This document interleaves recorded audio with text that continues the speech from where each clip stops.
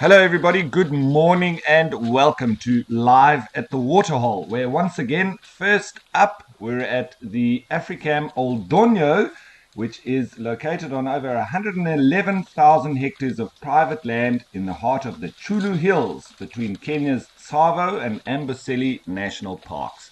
My name is Ralph Kirsten, and as per usual, please don't forget that this is a live and interactive experience, so we'd love for you to jump on board with us and send us through your questions and your comments. And you can do that by going on the WildEarth website and registering. So this is pretty much our busiest waterhole in terms of diversity, and we do see a lot of animals coming through here. I have to say, if it's for sheer animal numbers, we'd have to refer to Kamfersdam near to Kimberley, where we've got thousands of flamingos that are currently all joining up, and they're probably going to be breeding sometime soon. So we're going to be jumping around between different waterholes as the wildlife dictates, and as per usual, lots of activity here. So nice start off for the morning. And what does the bush hold in store for us today? You'll have to sit back, relax, and watch the animals coming down to drink.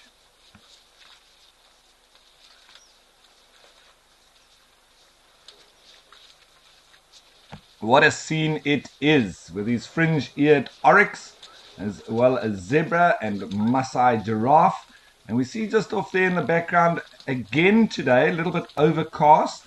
We can't see Mount Kilimanjaro just yet, but who knows, maybe a little bit later it will be clearing up. Let's hope so. And with that being said, let's go and have a look what the weather's going to be like across all the different locations.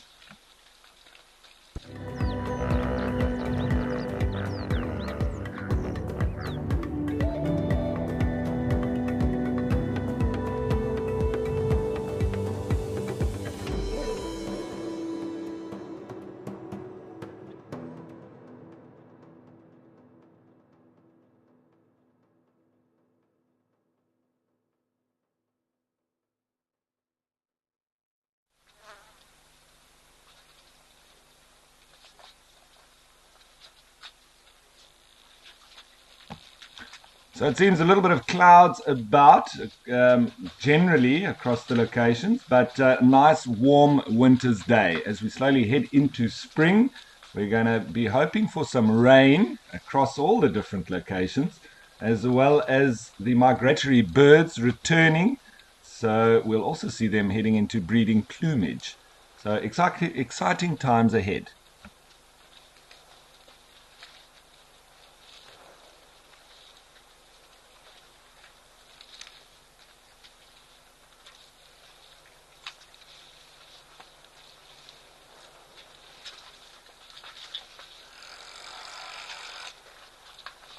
Bundu Bash, nice to have you on board once again. Morning to you too. And it is always amazing, especially here at Old Donyo, nice and early in the morning with an abundance of activity. Fantastic.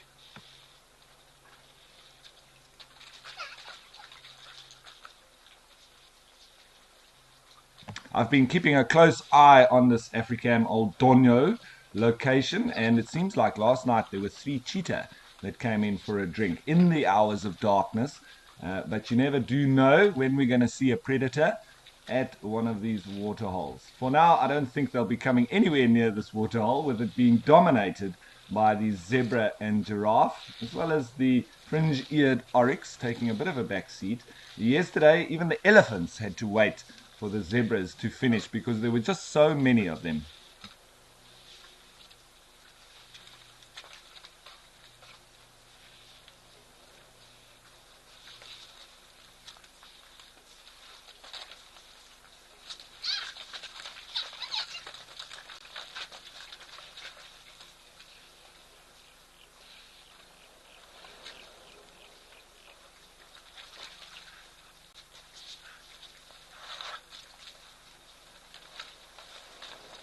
So, Kathy Lee, how's it back at you? Yeah, it looks like they're all on time today. They got the memo, they got the invite, and they're all ready for the day.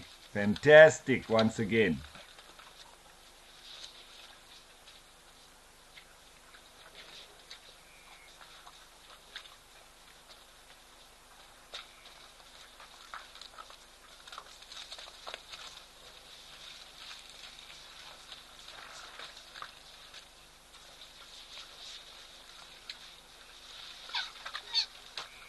And I always need to mention just the perspective of this waterhole also just makes the animals look so much bigger and probably more natural, without us having looking over the top of them, where a lot of the waterholes do give us that perspective, and then the animals look a lot smaller. This being almost at ground level, a little bit more realistic way of looking at the animals, almost if you were sitting there yourself.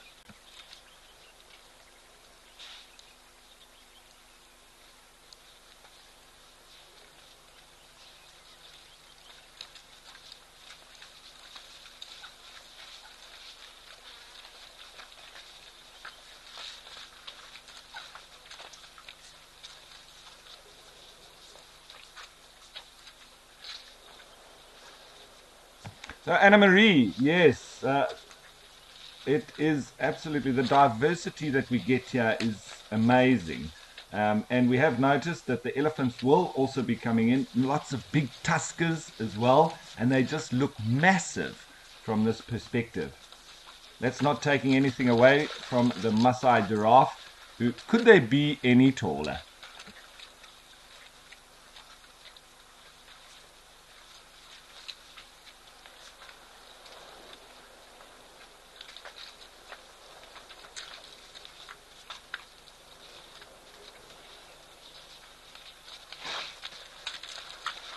And I think it's great for all of the animals in general to have the giraffe around because they're on stilts and they've got that wonderful perspective looking down and could pick up any predators moving into the area very quickly. So I think it definitely helps all of them.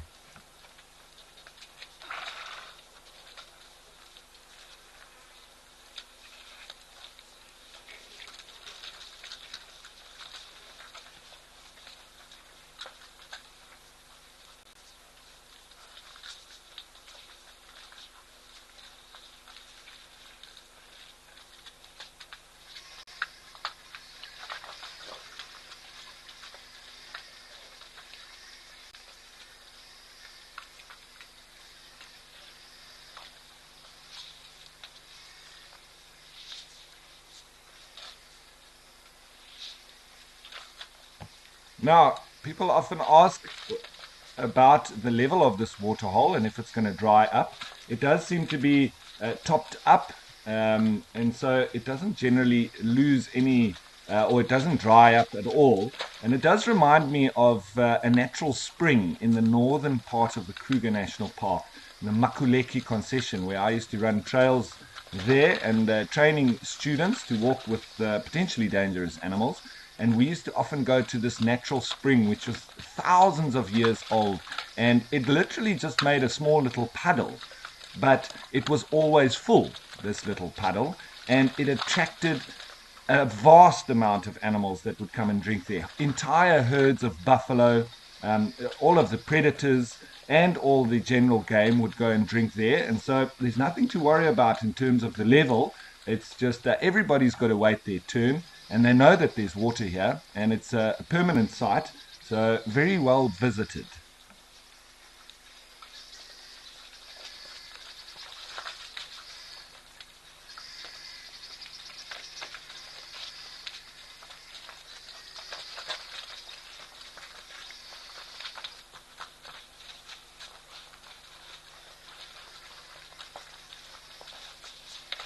And it's always interesting just to see the jostling for space that has to occur for the animals to get into an area to drink. But once the zebra comes through in their numbers, they seem to be the number one in the dominance here of the hierarchy next to the waterhole, but only when there's lots of them. Otherwise, I think it's pretty much the elephants. The giraffes, they now that there's a few numbers here, it seems like they're being a bit more brave than usual, especially if there were less of them. The oryx and the eland seem to wait a little bit, and they're a bit patient in waiting for their turn.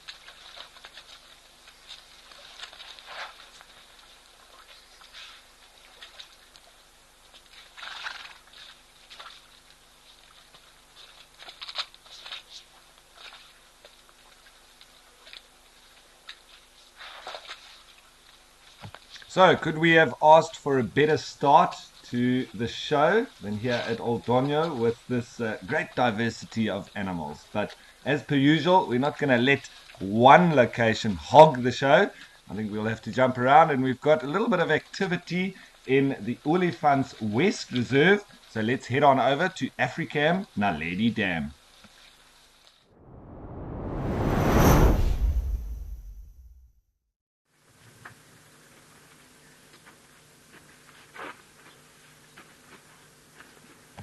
So this spot, also known as Mud Dam, it is very good for elephants, and there's one that's just left. It looks like this being a young bull. He's now going in for a drink.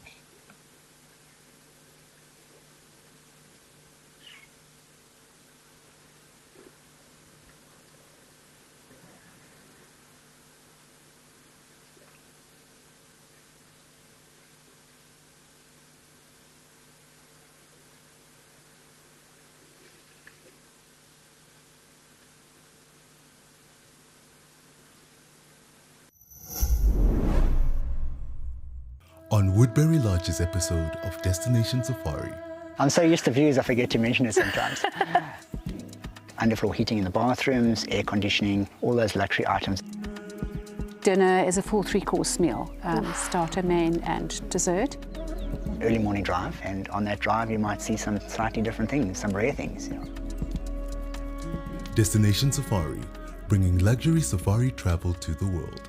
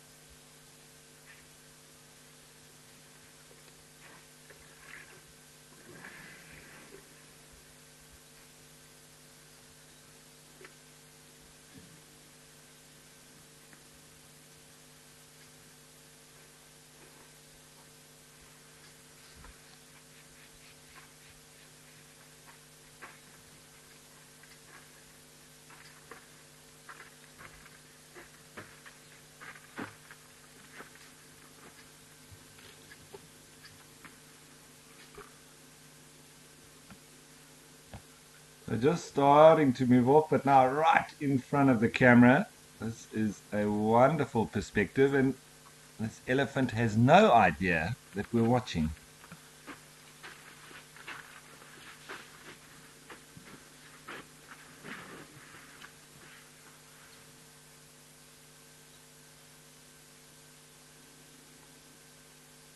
Just chasing those guinea fowl off in the background there. That was that little head shake. Maybe they gave him a fright.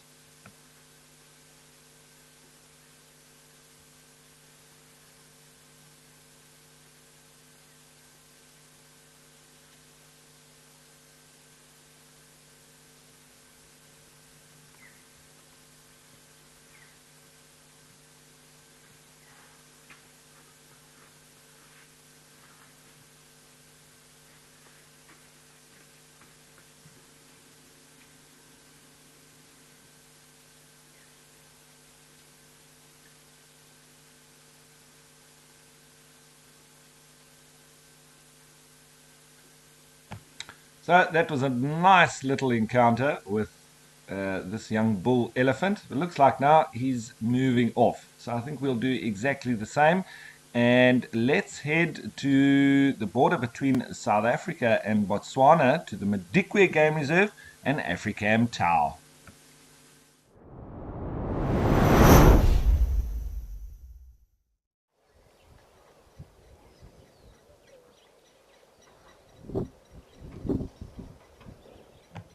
Wow, the animals are really showing up today. Now a nice diverse picture here too. Some blue wildebeest, red hartebeest, one of them chasing off a springbok there. And of course here in the foreground, a couple of impala rams.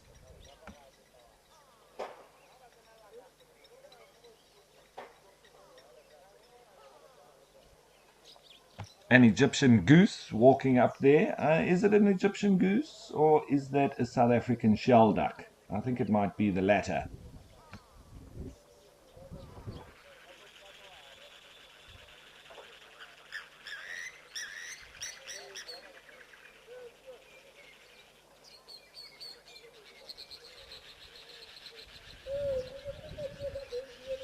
Yes, it is indeed a South African shell duck, and that one standing up with the grey head, that'll be the male, and the one lying down looks like having a bit of a snooze, I'm assuming is the female. We'll see if it pokes its head up, it will have a white head, and that's a good indication. So females have white heads, and the male South African shell duck has a grey head.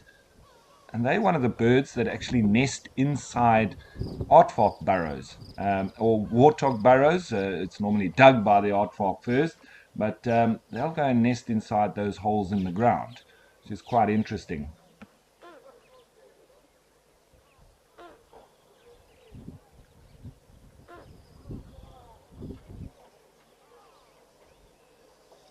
If we're lucky and you look closely, you might be able to see some ground squirrels, and if we're even luckier, maybe even a suricate. I have seen them in this area in the foreground, just around this waterhole itself.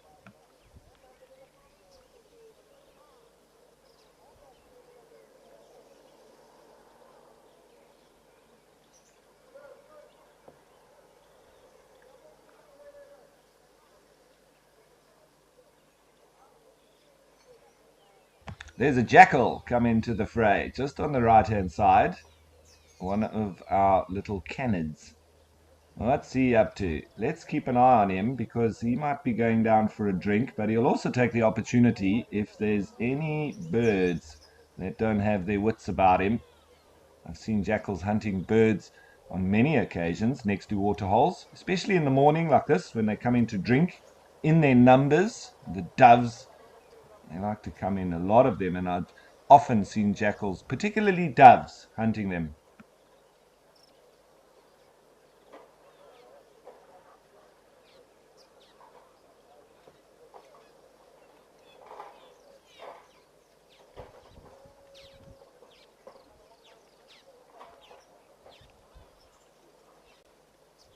It's a shame he's disappeared off into that depression where we just can't see that jackal, but that's probably part of his approach, and he doesn't want to be seen as he goes in for a drink. In so doing, he might spring an attack on a bird coming in to drink as well.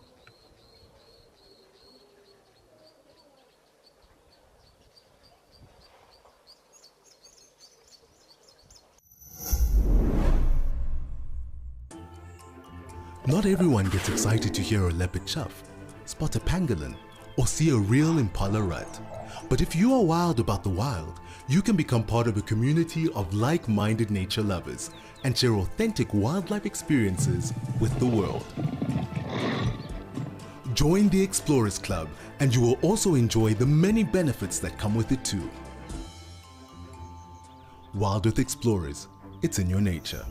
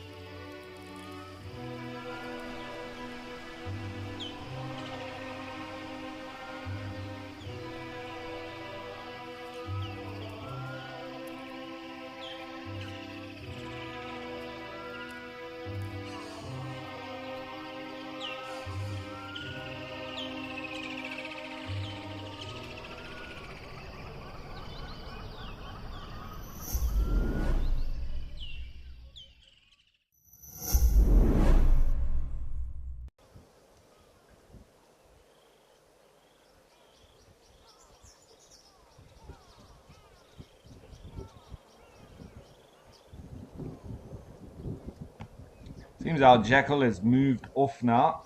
He obviously just went in for a quick drink and then headed out.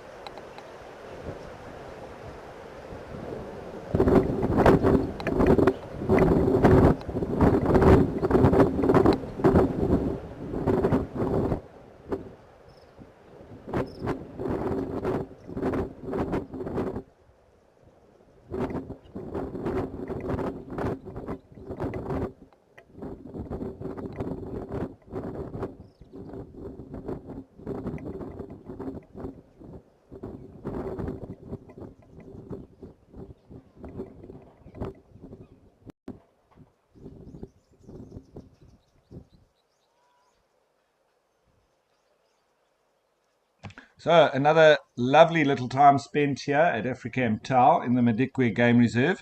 I think we're going to change of place, but we're not going to go too far, staying in the Madikwe Game Reserve, but this time Jamala.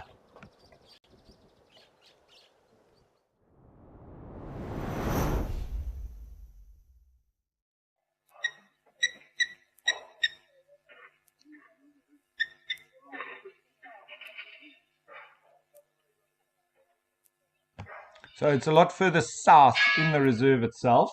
And here we do get a lot of activity of elephants, but nice to see now there's a couple of the big buffalo bulls that also seem to be resident here in this area. I think it's about 5 of them.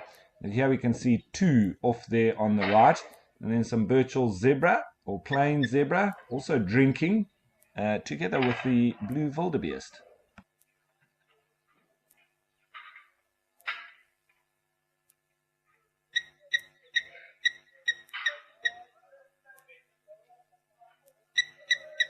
And there's some impala coming in on the opposite bank as well.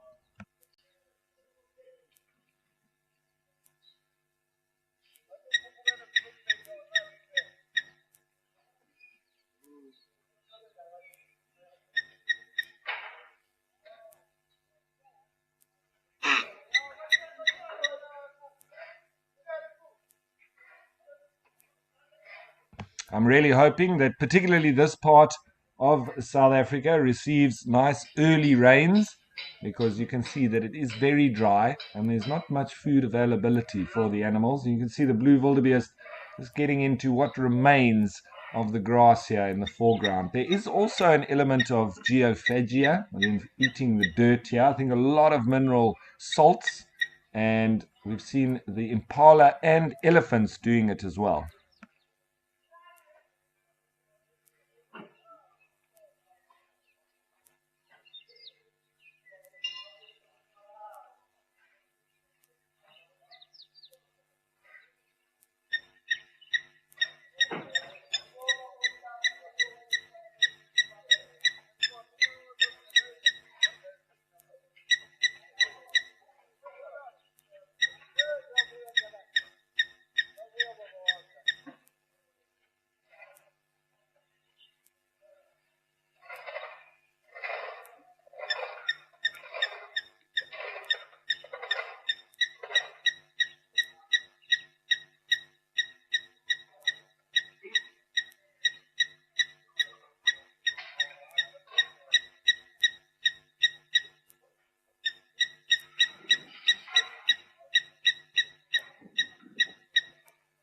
So we're just seeing 2 wildebeest here, but I'm sure there's more. They generally move in reasonably large groups. If you see one on its own, it's generally a territorial bull, but with at least 2, I'm sure there's more around.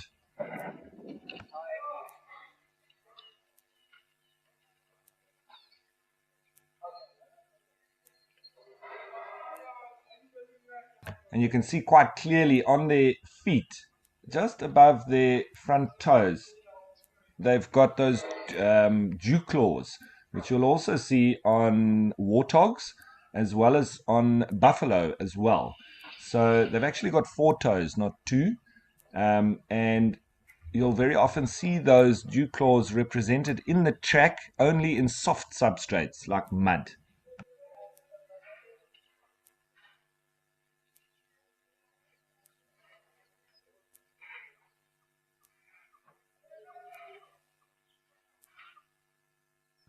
Righty, so it seems there's lots of activity this morning, so we almost don't know where to go, but I think we'll have to choose this next waterhole for what we're going to see, and this time let's go to King's Camp.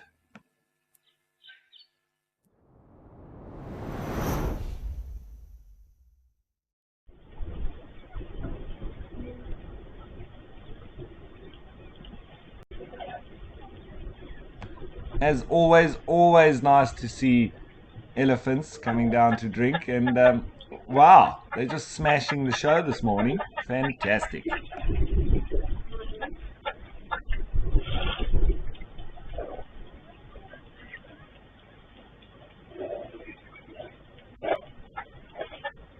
Now, and obviously with such a nice close-up view of these elephants, you can see the wrinkly skin on them, and it's a very well asked question about their wrinkly skin. And so I've got a little excerpt from BBC Science Focus and on why do elephants have such wrinkly skin. No anti-wrinkle creams here. The elephant's complex set of wrinkles are beneficial for them.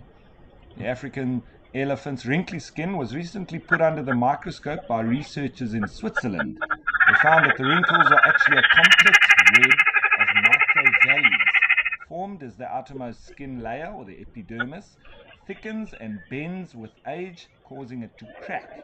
This fissured skin surface retains 5 to 10 times more water than a smooth surface, which helps to keep the elephant cool as the moisture from rain or mud evaporates from the cracks.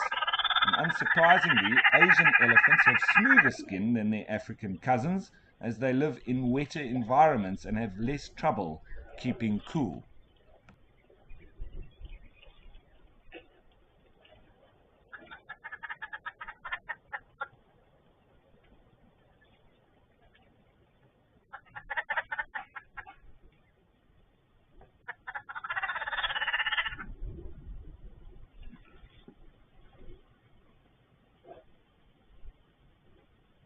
Now, Joanne, I have to agree. It's always wonderful watching the wise elephants coming in to drink, and just so much thought processes going on when they are around, and their social interactions, etc.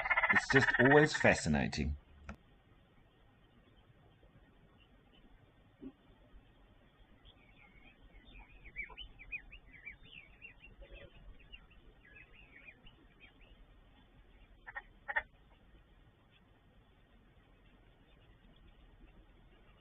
And a little youngster in there as well, following on behind mom.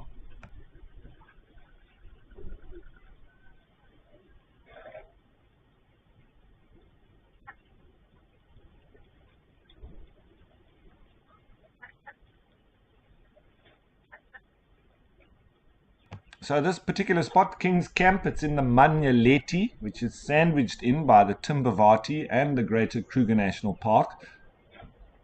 So we never know which herds of elephants or predators might be moving through here, as it's unfenced. And so it always makes for interesting sightings.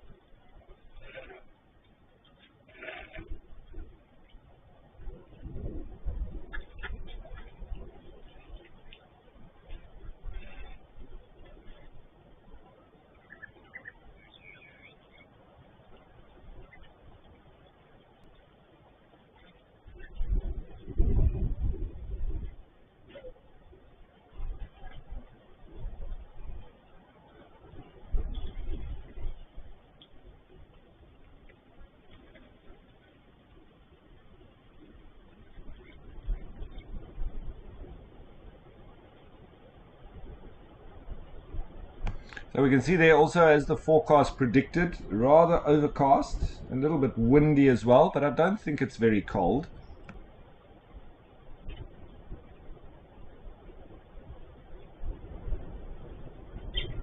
When it gets overcast like this in these parts of the country, it's generally quite humid too. So it does make up for the overcast weather.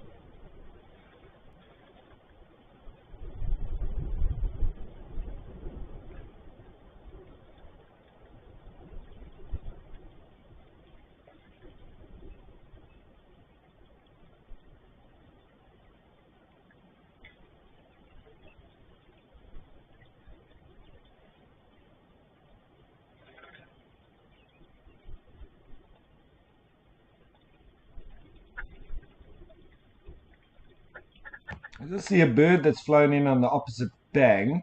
I do think that it might be, just because of the way it flew in, it looks like a grey go-away bird, or the old grey lory. Looks like it might want to come in for a drink.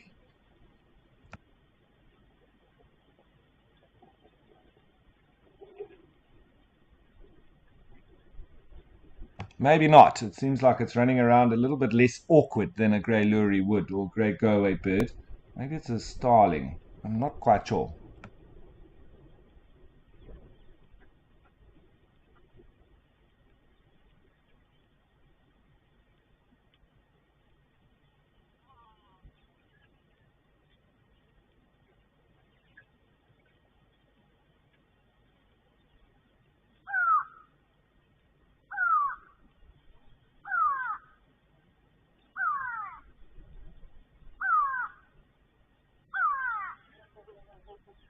It's definitely grey go-away bird calling. So maybe I was right on the first take.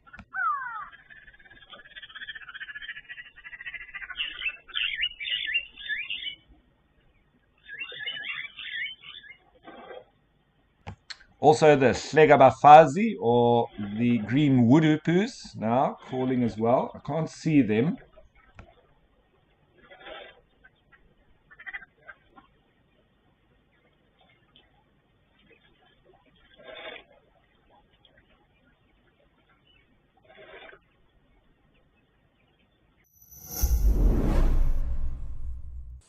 Get ready for your daily dose of African wildlife magic. Be enchanted by the intimate moments shared by the animals as they drink, play, and interact in their natural habitat.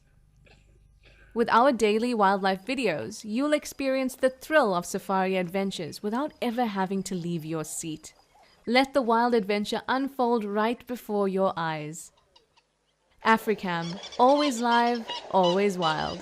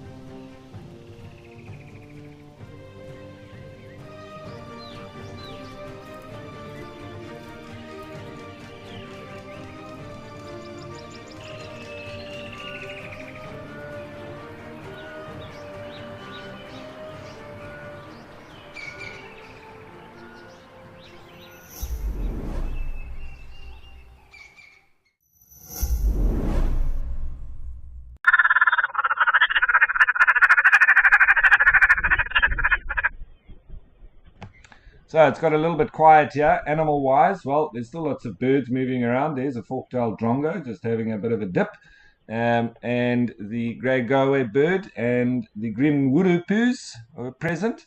But other than that, a little bit quiet. So I think let's up the ante and let's go see thousands of animals. Maybe not so many, hundreds at least. And that's no other than just outside of Kimberley and Kamfersdam.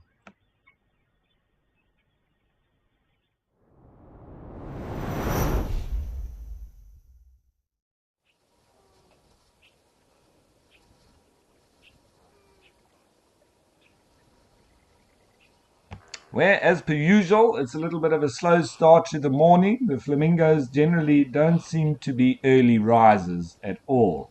It was the same yesterday, but a little bit later on, and there was a hive of activity. Everybody giving their Monday opinion on what should be happening during the day. So we'll wait for that, and I'm sure that it's going to happen once again.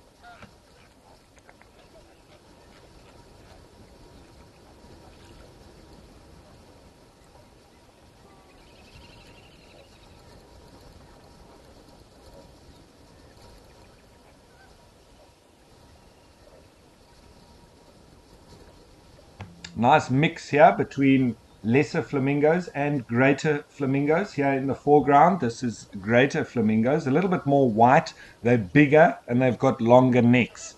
The lesser flamingos, not such a long neck, a little bit more pink and not as big.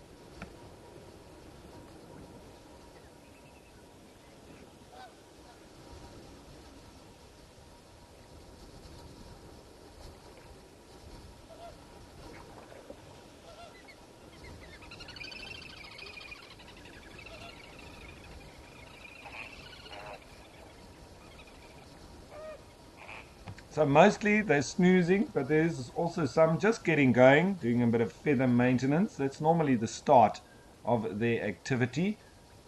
And then after that, who knows, we might be lucky and they do a bit of a fly around and then get going on foraging and getting some food intake.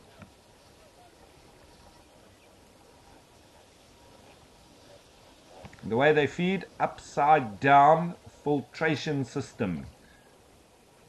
Heads down into the water and filtering through the mud as they kick it up with their feet, and then picking up any of the algae as well as little crustaceans and invertebrates and mostly little shrimps.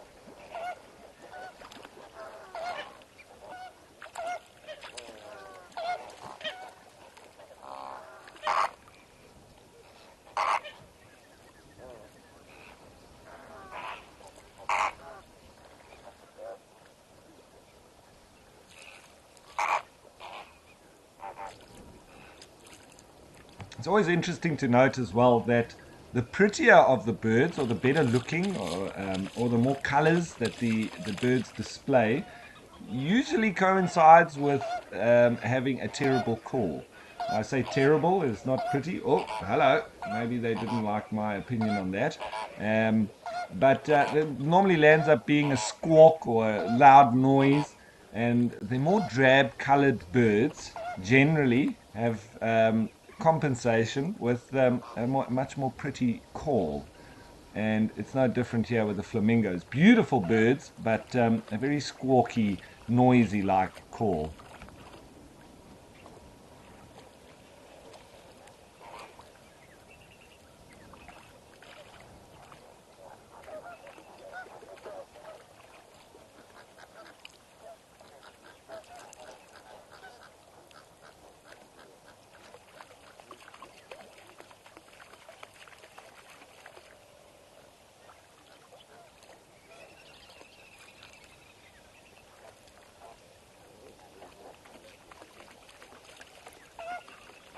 So Wendy, flamingos can fly pretty high, but they're not sort of massively good aviators, if I can say that. They're quite awkward in flight. Their head straight out, their legs, the head straight out in front of them, the legs straight out the back. And as I say, so they don't generally thermal like you might find with the vultures, the birds of prey, etc. These you could liken to the groups of cranes and herons, very similar in flight. And they do get blown around quite easily. So they don't generally, especially when it's very windy, they won't fly very high then. They like to stay a bit lower. When it's not so windy, you'll find them probably up to about 800 meters or so, not much more than that. I would say generally their flight height is within 50 to 100 meters high, where there's not so much wind. And when there is more wind, they'll fly even lower. And they often fly in big groups. And so they do sort of fly in formation as well, that you might see the likes of geese doing, cormorants, even sometimes pelicans, but in smaller groups. And then the flamingos also use that kind of flying V and flying in formation.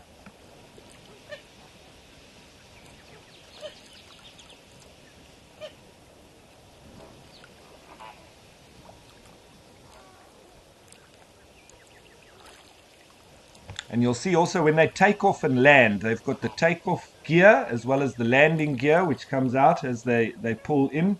So when they take off, they're quite heavy birds, so they actually run on the surface of the water. They use that to sort of gain momentum and get lift. And then when they come in, they use a similar run in as they slow down and land.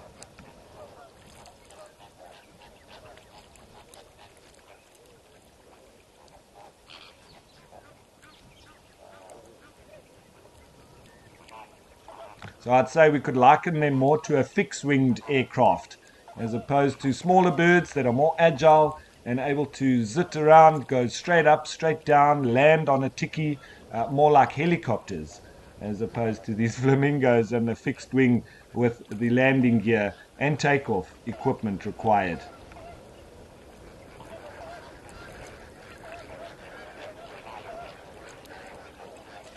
Oh, hello. Looks like there's a discussion unfolding.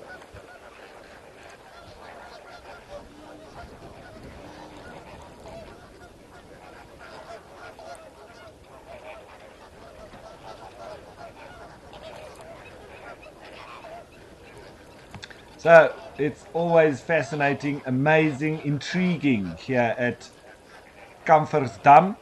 So I'm sure we'll come back a little bit later once these flamingos have woken up a bit more and get on into the early morning discussions.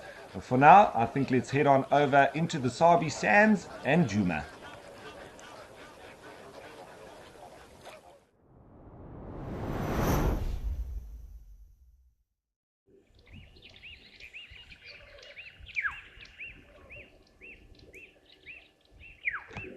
Where today the elephants are really putting on a show. Jeepers, they must have heard the memo that I was talking about them being a little bit late the last few weeks.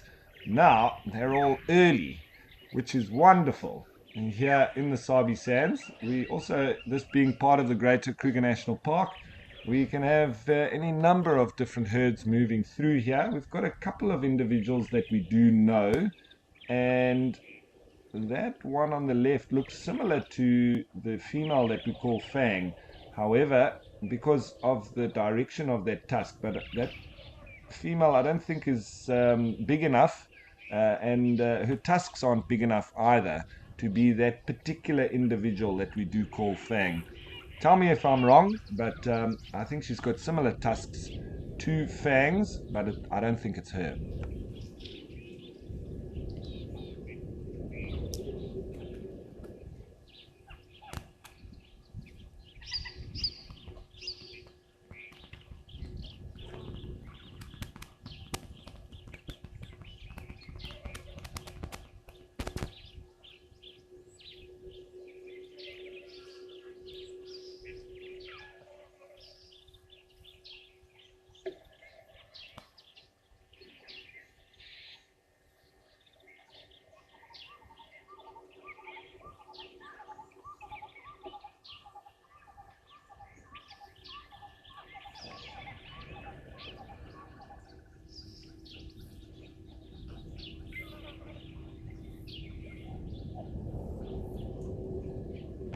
That youngster on the right there looks like he's playing with his trunk, having a good time.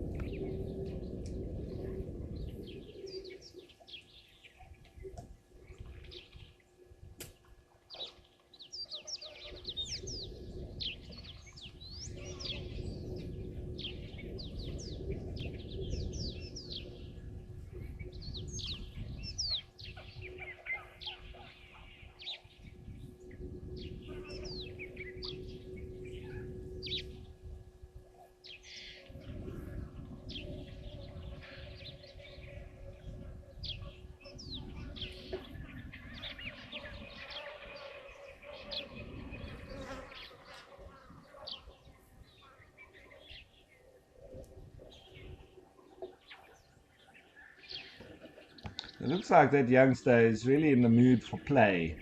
He's looking for some toys there with the logs that are lying down. Looks like the other youngster now following suit.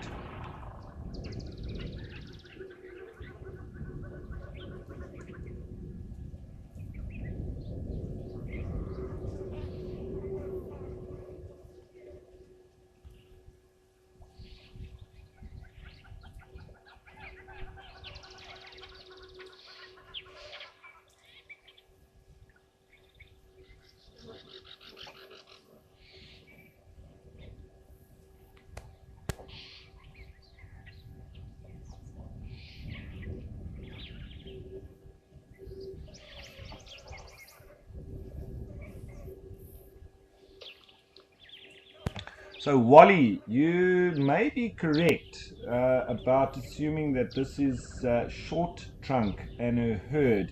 We'd have to have a closer look at these females. I'm just looking at this one leading in the front there. I can't tell. It looks like it might be a little bit of a shortened trunk. I think as a result of a snare.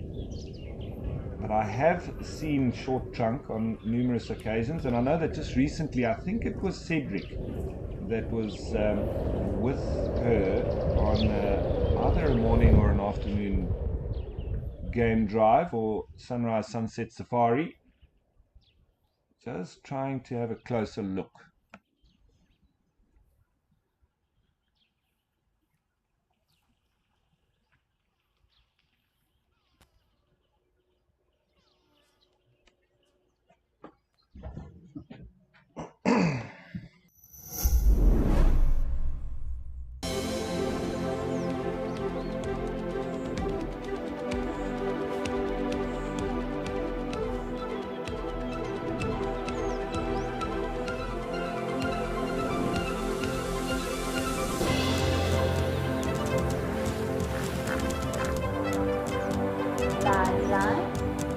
Those sounds just go straight through you.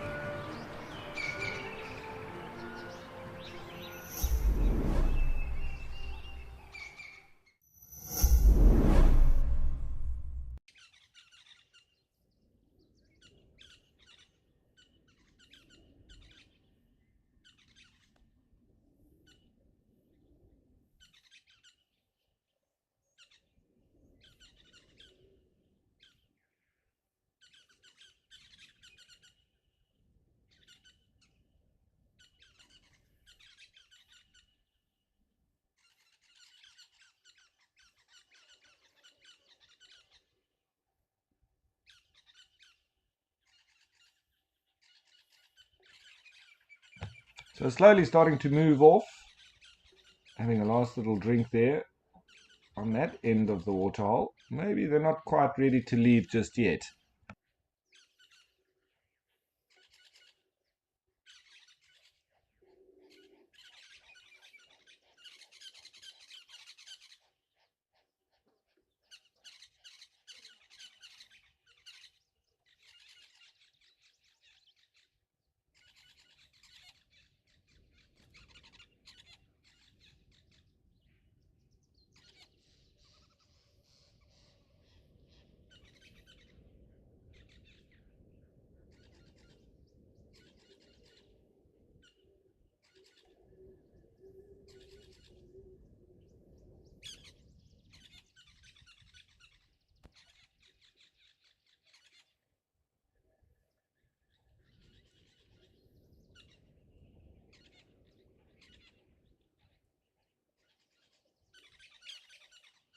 So the elephant's just passing that lovely sandy patch there on that end of the dam, the top end of the dam. And I've seen honey badgers digging around in that sand there, I think looking for sand frogs. But I think this elephant herd is now just coming onto this side of the waterhole.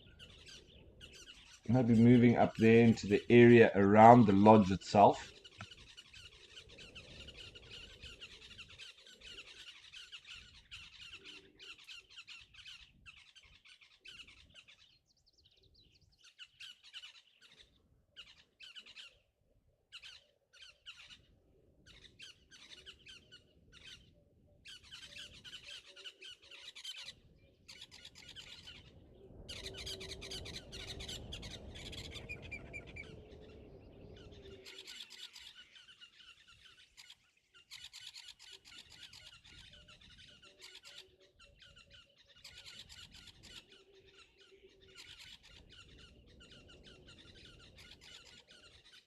So the elephant's now disappeared into the brush there. Well, there's one just made its appearance once again, but they can be just like kudu.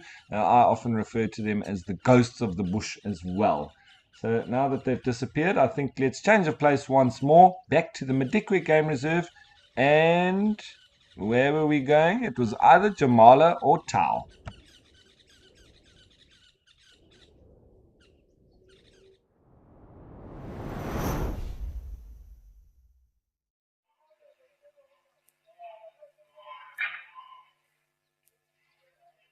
Jamala it is, Lucky Dip, where we've got some zebra who are, I think, also just trying to feed on those last little bits of grass available there, but I think more so eating the dirt. Geophagia,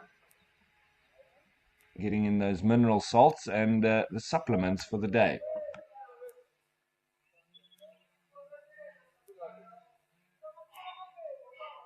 You can actually see it quite clearly there now. They're sort of brushing the dirt and then licking it with their tongue. So definitely not feeding on the grass.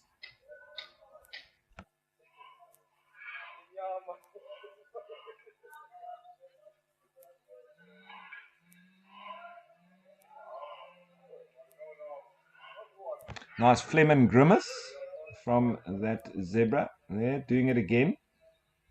And I think that's all to do with the strange flavor that it's getting from this dirt. I don't think they're quite comfortable with eating dirt, so it is a little bit strange for them.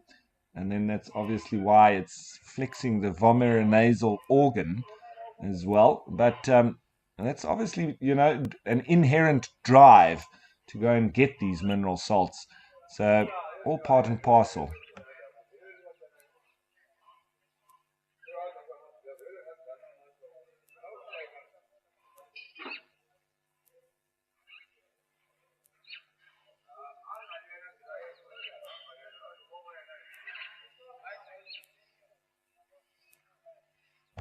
Well, Frankie, zebra, they've got a very potent bite.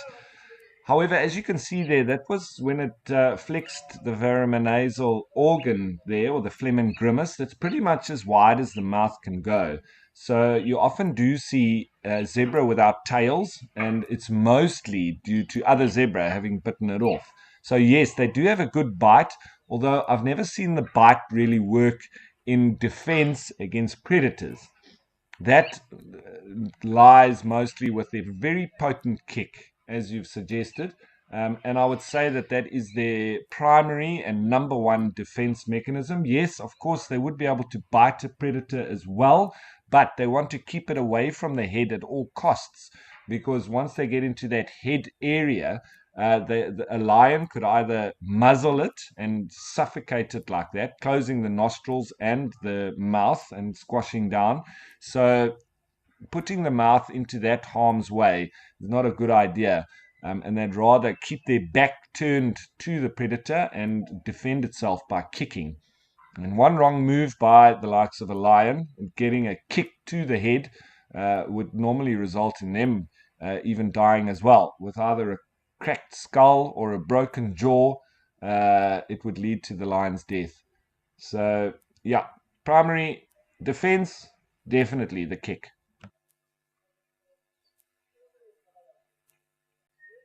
And that's a nice big bull buffalo just slowly walking through in the background there. Classic Dagga boy.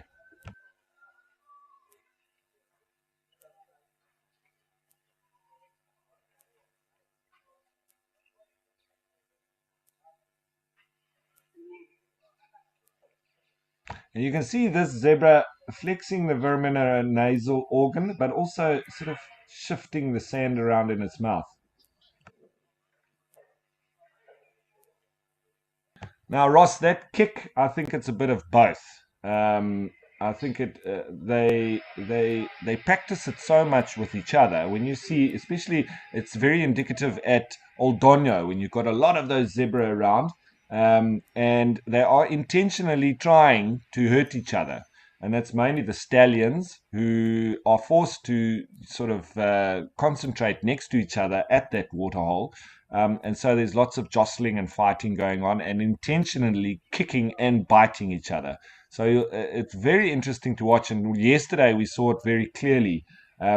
They've got excellent aim and power with that kick. So they don't generally seem to bother too much about being kicked by the other males, but they do. You see them especially try to get the head out of the way, and prefer to be kicked on the side or on the rump, as you would imagine. A lot more absorption there than if they were kicked in the jaw, which would also then potentially lead to fatalities in zebra as well, because if they're not able to grind and chew their food, they would also literally starve to death, as would a lion if it was, resultant with a broken jaw as well, with a failed hunt and timing the attack onto the rump at the wrong time.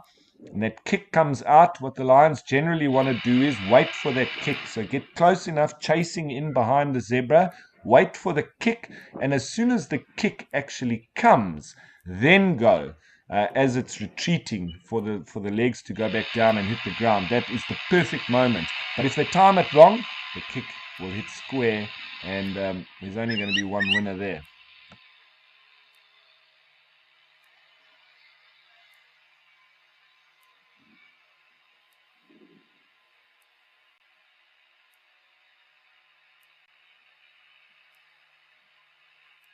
I have noticed that there's also an audio defense, in a way, as this zebra now rolls completely over and dispels the fallacy that zebra are not able to roll completely over. You're seeing it now with your own eyes. So if any guide or anybody tells you that zebra are only able to roll halfway, you can refer back to this.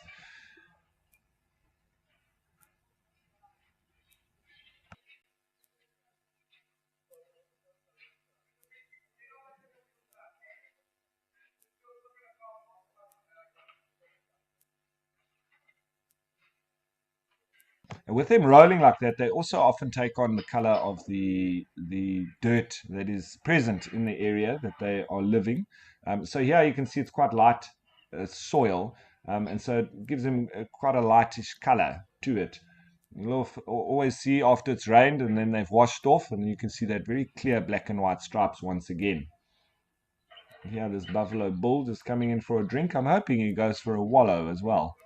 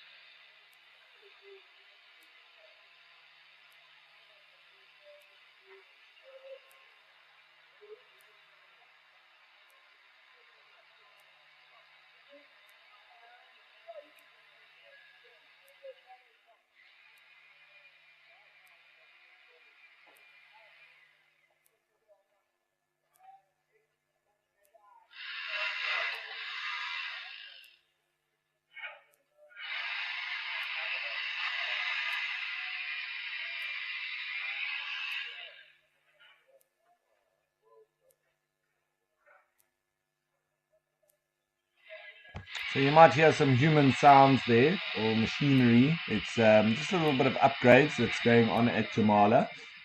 So apologies for that, but the animals don't mind at all, and it is also just going to be for the betterment of the guest experience there on site at the lodge. And sometimes these things need to take place, and they generally do it between game drive times, so that there's no impact on the guests or anything like that. But very important for that development to take place. But it does take away a little bit from our experience, but sometimes these things are necessary.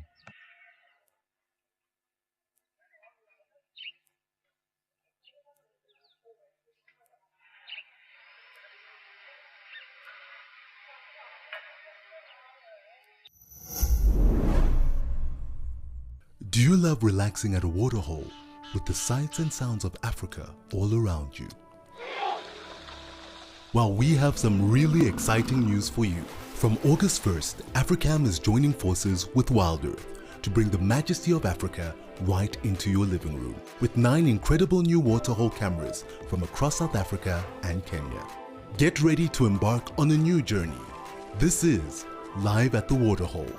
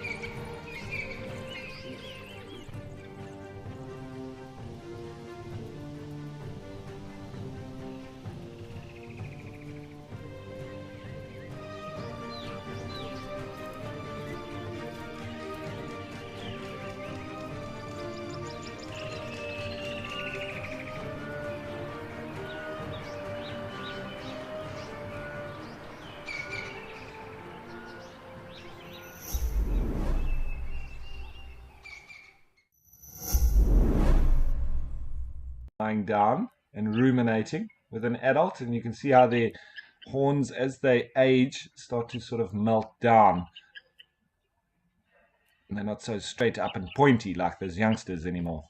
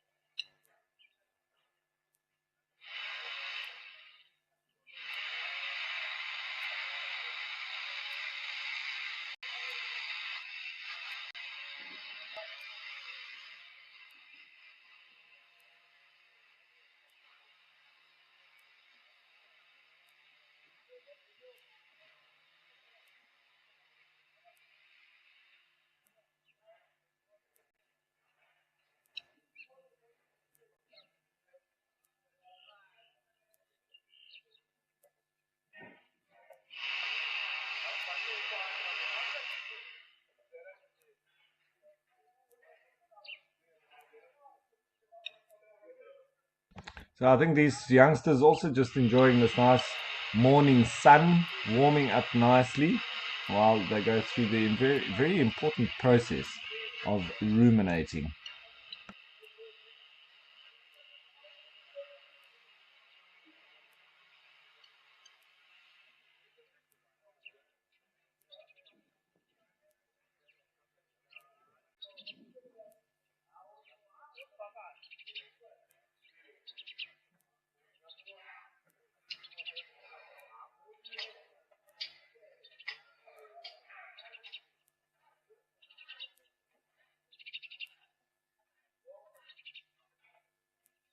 Lots of elephant dung lying around, and you can see a couple of birds also just moving through in amongst the dung itself.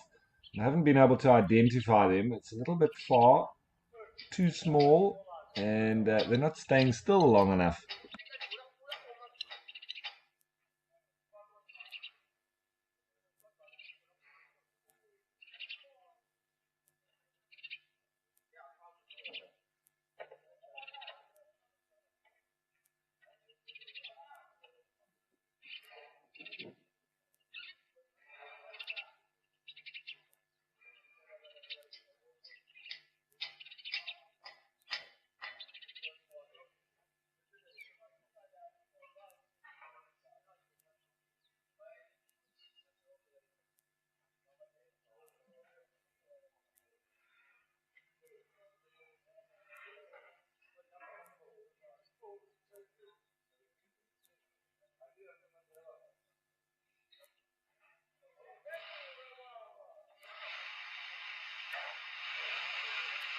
Righty, so as always, nice little time spent here at Jamala.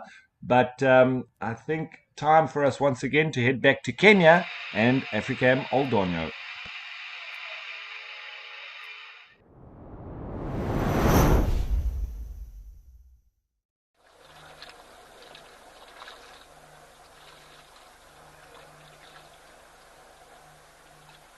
Where once again we've got some more elephant activity here. Wonderful. So it seems like it's a real elephantastic day from the start. Most of those Maasai giraffe have left, still two around there, and the fringe-eared oryx, as well as eland, and now a very good-looking impala ram.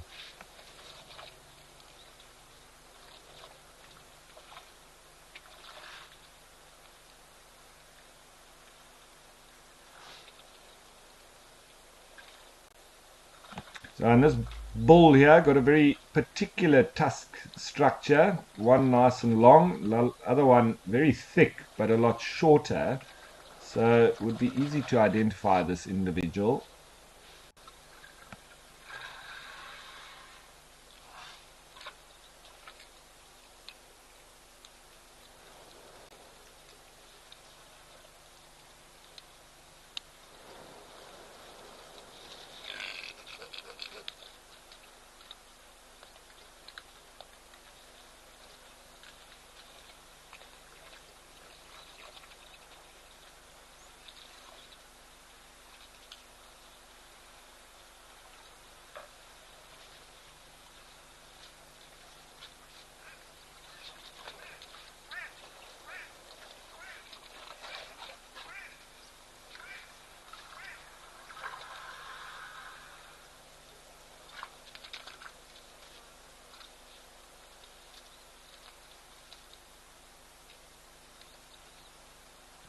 Wally, I'm glad that you are impressed, and it is very impressive here at this waterhole, just because of the angle of the camera. Now, that's not to say that these animals aren't huge, particularly the elephants and the Maasai giraffe.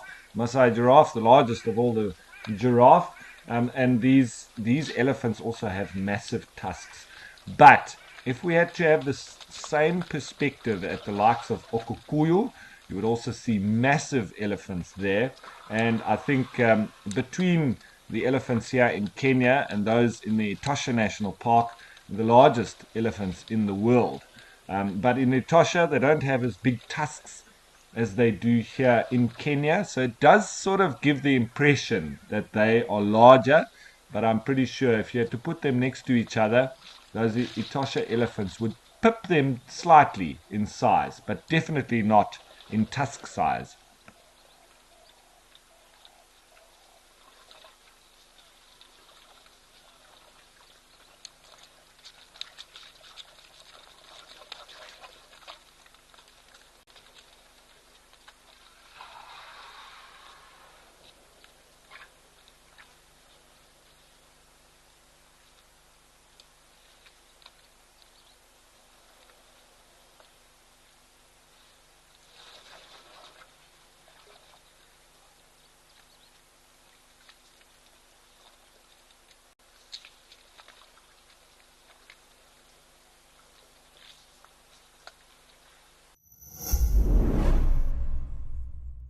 Did you hear?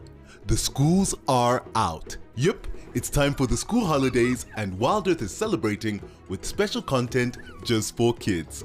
Join us from the 21st to the 25th of August for 5 days of fun. Our guides will be taking on a number of survival tasks, and together we'll learn how to survive in the wilderness, build things, and have fun in the wild too. WildEarth Kids, it's in your nature.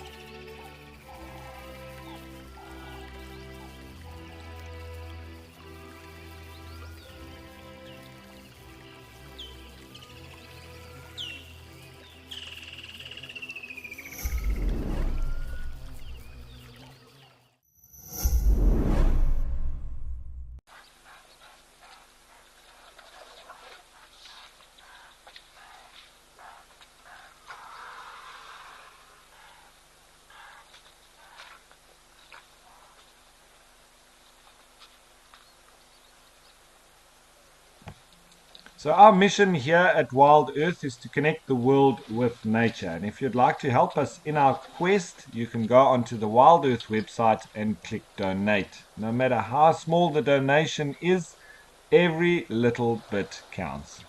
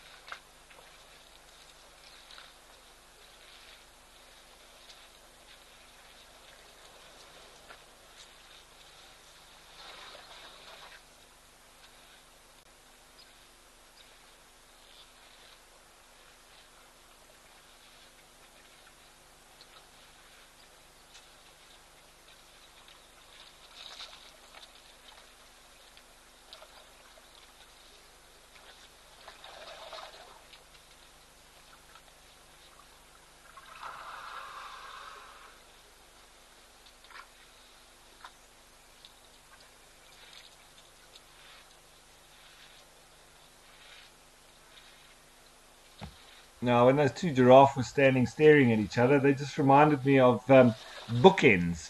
And I've had bookends quite similar. Obviously, though they would be turned the other way, um, but it almost looked like a clone. Just wonderful sights.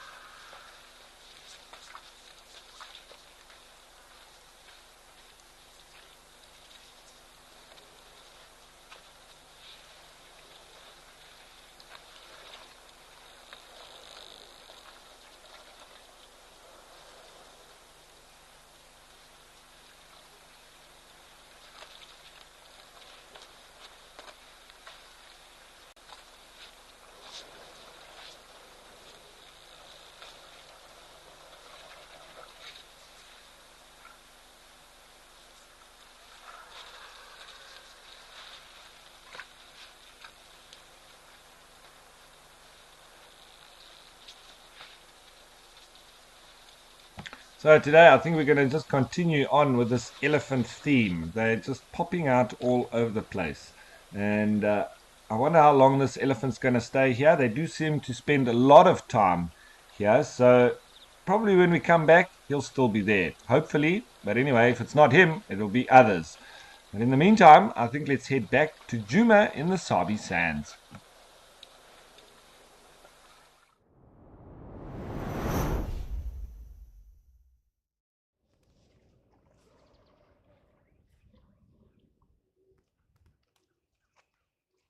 Where that herd has now come across onto our side of the waterhole, and they're drinking from the little pan that is kept full of water, and most notably when the dam in that river line of the Mulwati dries up, so that the animals always have water here. But it seems like it's still full now, and maybe the elephants prefer a little bit of the fresher water there, which they are quite accustomed to.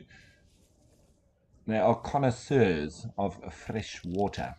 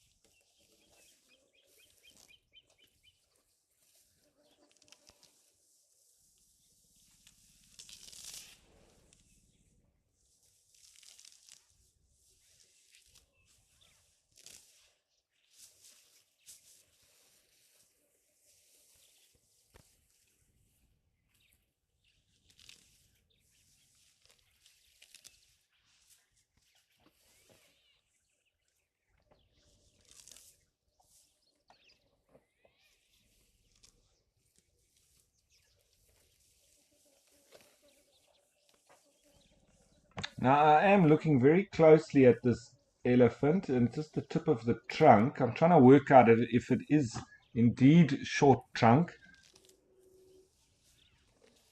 It does seem like she's struggling to actually get a hold of the grass.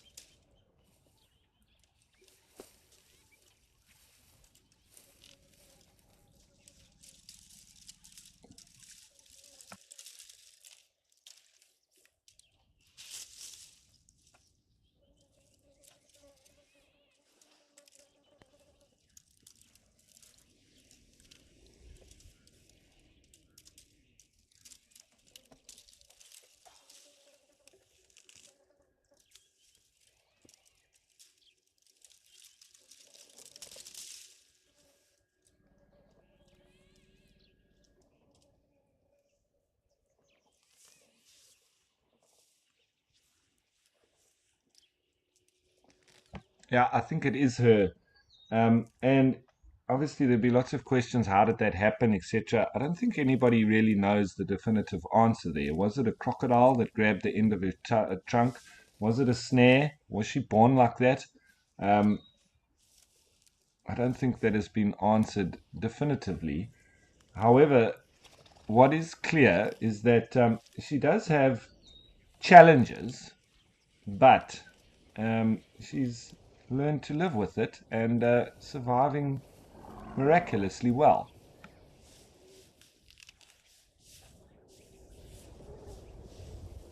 Because the end of the trunk itself is almost like it's an extra appendage, because it's got two almost finger-like little spots on it. So just imagine you've only got two fingers on your hand, and then you take that away completely. Then you've just got a sort of a palm. So that's what she's dealing with. But she seems to be able to wrap her trunk around different things. She'll obviously be able to break branches and so on. That's easy. But the smaller stuff, I think, is what she finds the most challenging. And like you saw there, she's got to do a little bit more wrapping around of the grass and so on, because she's not able to actually grab it with her fingers. She's got to grab it with a bigger appendage and almost like a palm, which does make it quite a bit more difficult.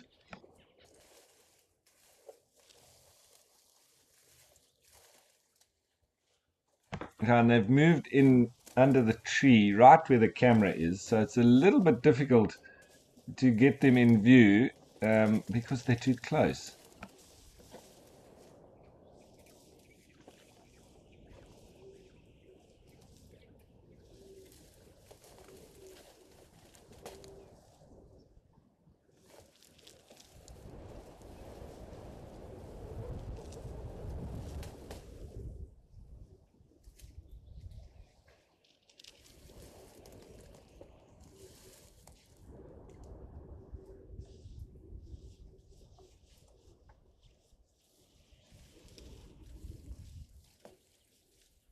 And we've also got to be careful just to not move the camera too quickly, because we don't want to alert the elephants to the presence of it, because we've also had it in the past where they can grab the camera and even damage it. So we don't just not want to disturb them. We also want to look after the integrity of the equipment.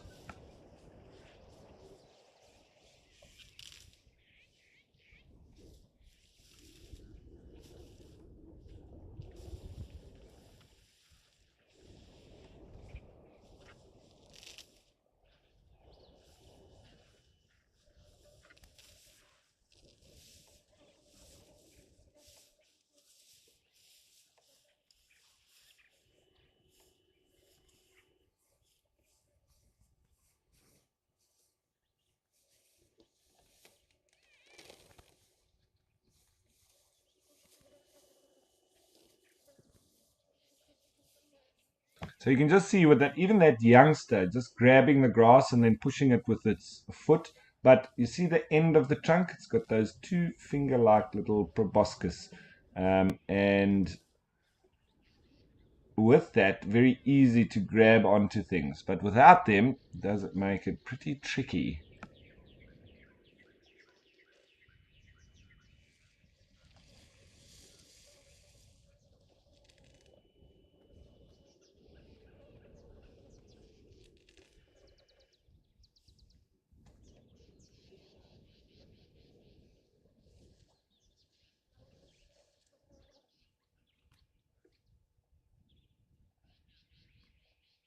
And you might even find that her diet is slightly different to even the rest of the herd that's moving with them, because she'll probably just be going for the easy wins, whatever's easiest to get a hold of and put in her mouth.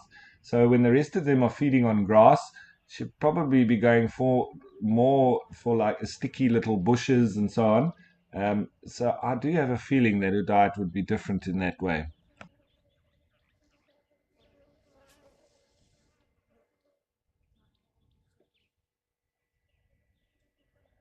She looks in excellent condition, um, and obviously getting all the nutrition required. So it just shows how the animals can adapt even with that kind of shortened trunk. And you would say a disability, but it doesn't seem to be hampering her too much.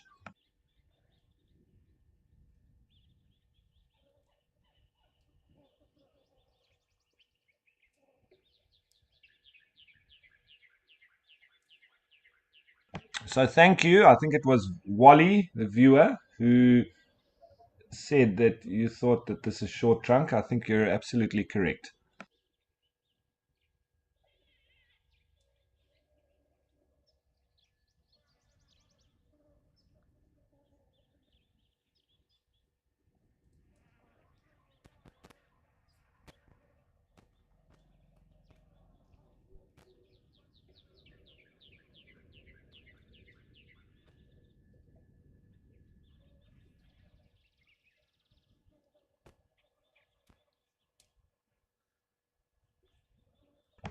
There's a Meaves or long-tailed starling just on the tree next to the elephant. It's now flown away.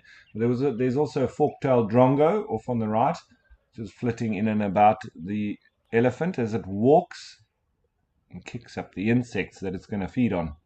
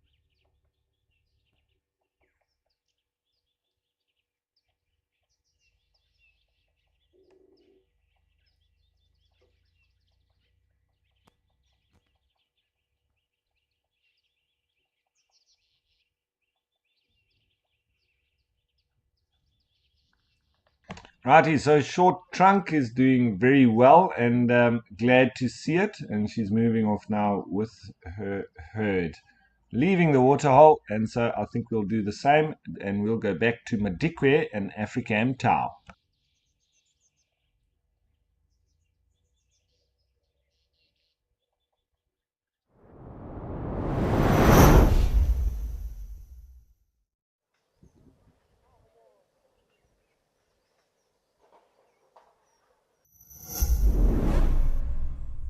Did you know that the WildEarth team makes weekly behind the safari content?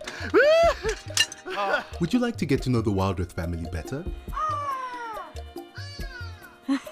See how we live. This is Igor's bedroom. Learn about our production process. And see the antics that happen off camera. Sign up to be an explorer and you will get access to all this content and more.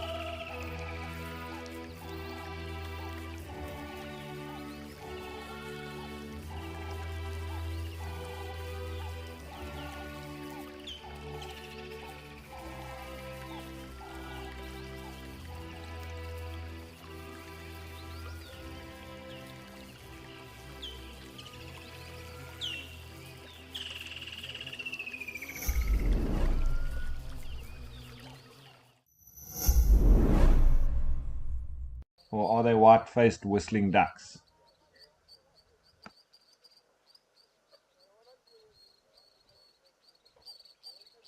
There's a black-winged stilt just moving off on the left, so all pretty much resident here, I believe.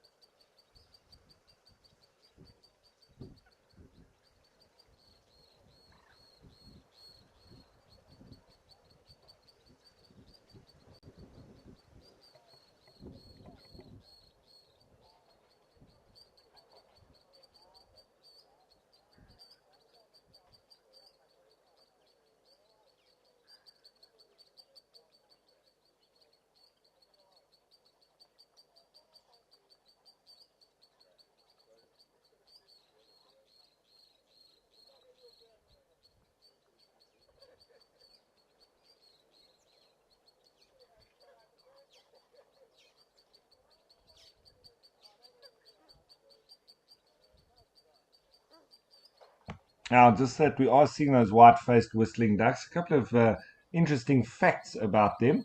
They're obviously called whistling ducks because they've got a very high-pitched whistling call. And unlike most waterfowl, white-faced whistling ducks often perch in branches, and so they're also known as tree ducks. When they're alarmed, they stand straight and they freeze. They feed on grass, seeds, and aquatic mollusks. And the adult white-faced whistling duck has a black and white head and a reddish chestnut-brown breast. And the breeding starts at the beginning of the rainy season or so it won't be too long, I believe, and we should start seeing them doing so. And after breeding, the white-faced whistling ducks undergo a flightless molt that lasts for about 18 to 25 days. And that nest that we speak of is a simple depression in the ground, in amongst grass or even reed beds. And they nest in solitary pairs, small groups, or loose colonies. I've generally seen them in loose colonies mostly, and they'll have a clutch of about 4 to 13 eggs that are incubated for between 26 to 28 days. The chicks fledging after about 8 weeks or so.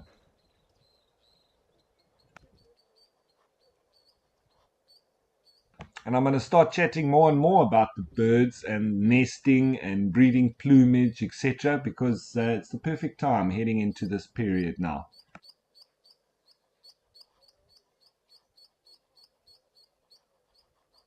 There's a couple of our resident crocodiles. Pretty much what we see them doing. Not much else. Yesterday we had a bit of a mouth movement from one, which is the most activity we've seen from them. I think we saw one move a meter or two, and that's about it.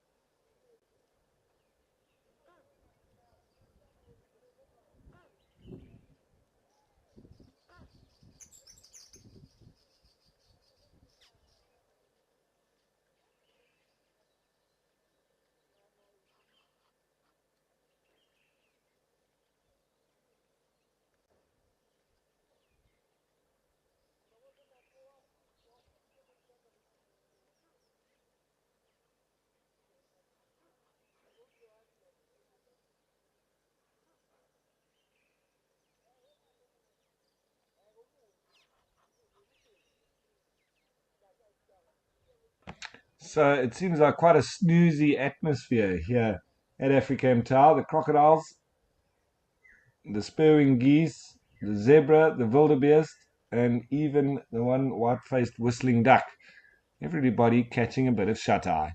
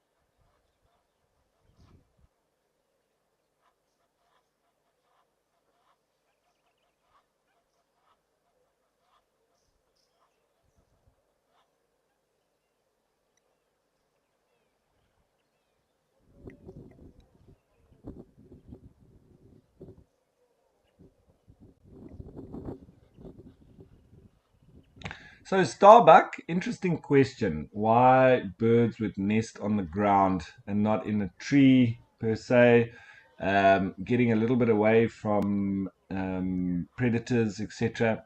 Well, I suppose that's just evolutionary adaptations to the kind of bird that they are.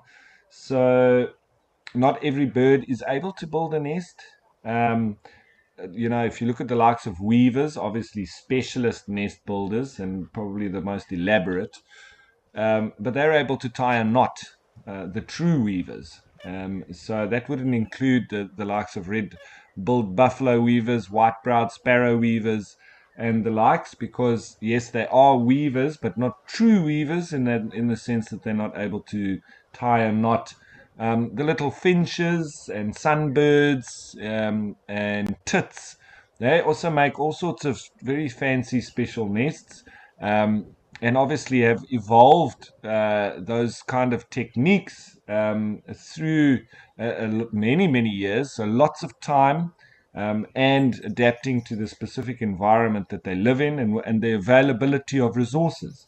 What you might find a lot with the white-faced duck is it actually nesting in reeds where it is actually difficult for a lot of the predators to access those marshy, watery areas. And when you have birds that do nest on the ground as well, you'll very often find that their eggs mostly are camouflaged as well. So they're speckled.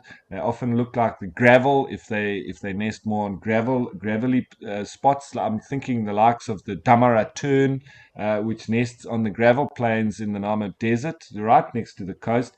And if you had to walk through there, you would never spot those eggs. They just look like the ground itself.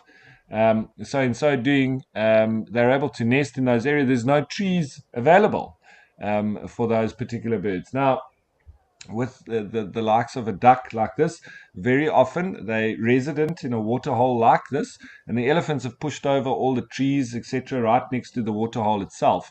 So there's no real accessibility of trees in close proximity to the waterhole. So it does make sense for them to then try and access areas in and around the waterhole that would have success.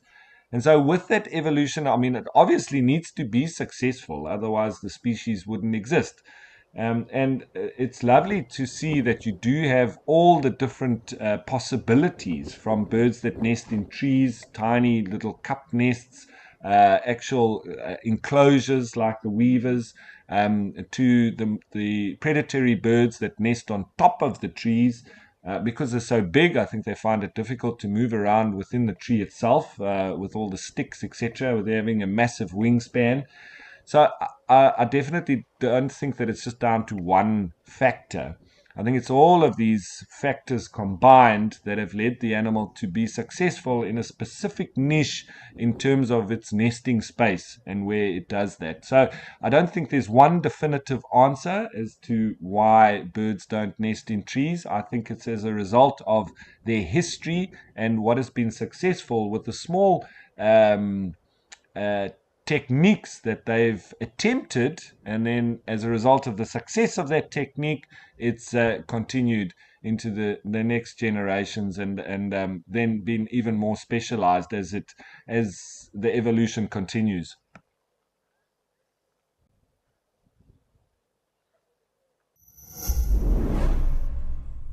Stay up to date with the latest happenings at WildEarth. Discover what goes on behind the scenes and get a weekly recap of the best moments on the channel.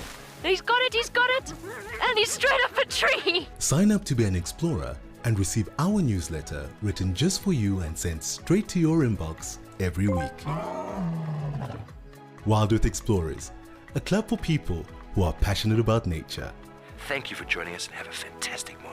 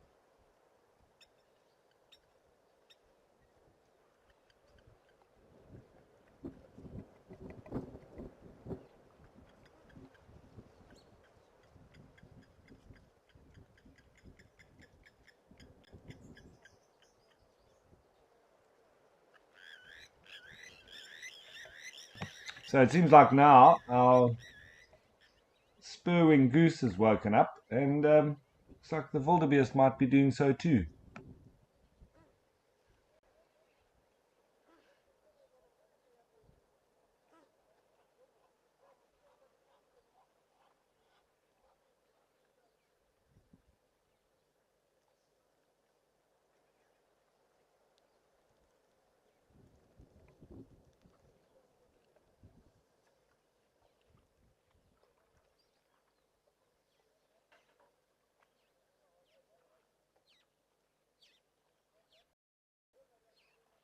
And we've got probably our busiest character here in the foreground in the likes of the spoon-billed stork.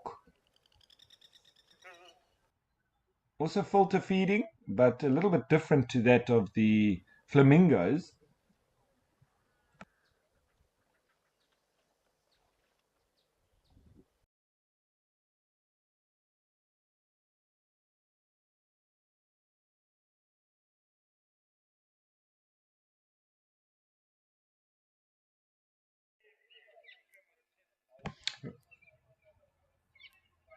Right, so sorry about that. A little bit of freeze frame there, but I'm sure it'll all be sorted out. But in the meantime, back to Jamala in the Madikwe Game Reserve and some elephants that have come down for a drink. They're about on time for what the general timing has been for the elephants coming through, but in the last couple of days they've been nice and early, so a very welcome surprise.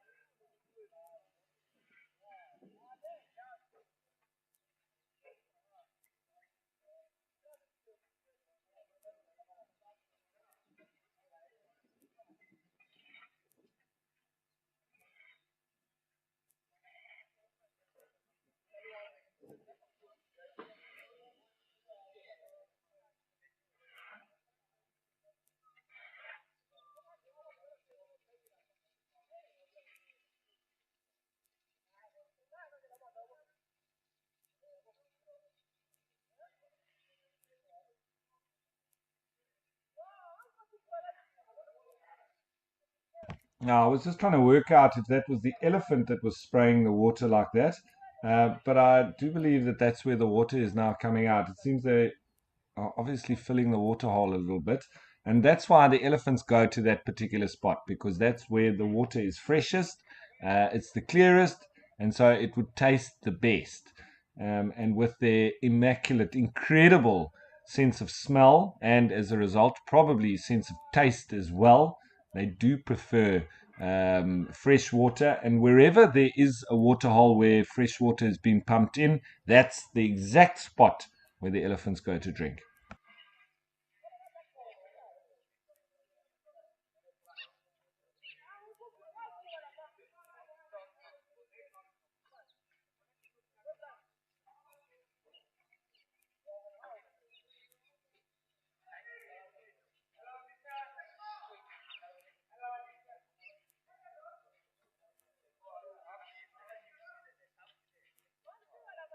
And obviously, elephants, with their massive size, etc., and their real presence in Africa, there's a lot of myths and legends about elephants. And our people in southern Africa regard the elephants with a very deep reverence.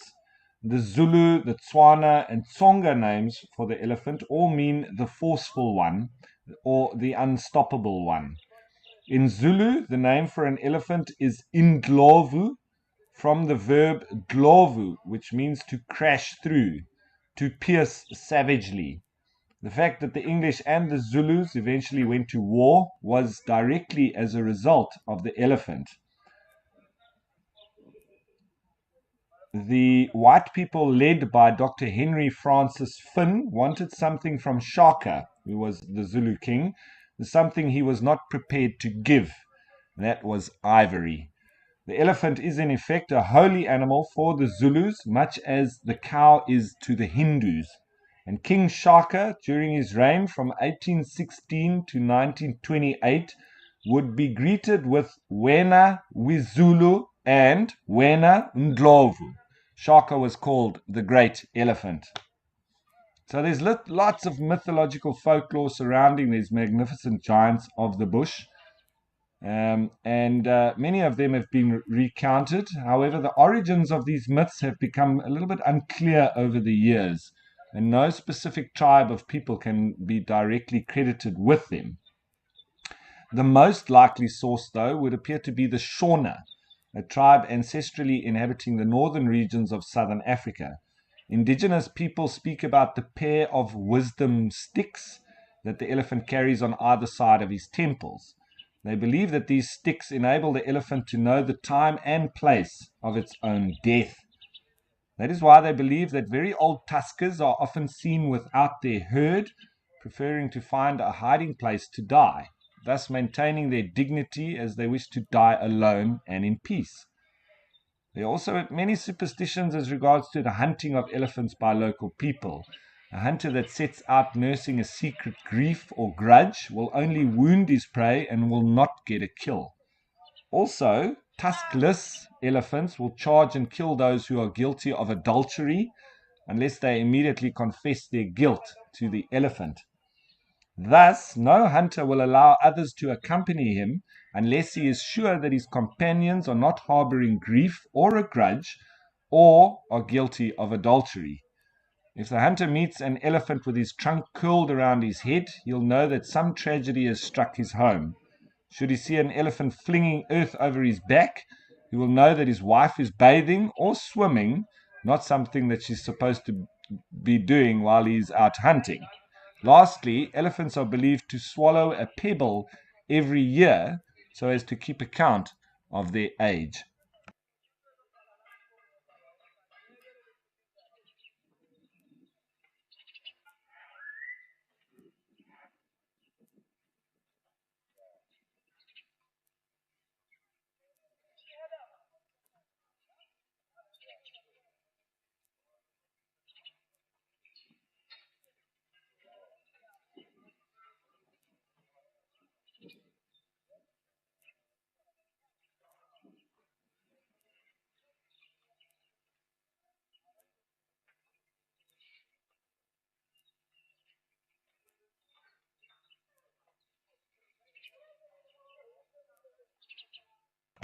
In southern Africa, there's a tale of the girl who grew up so tall and fat that no man wanted her as a wife because she was accused of witchcraft.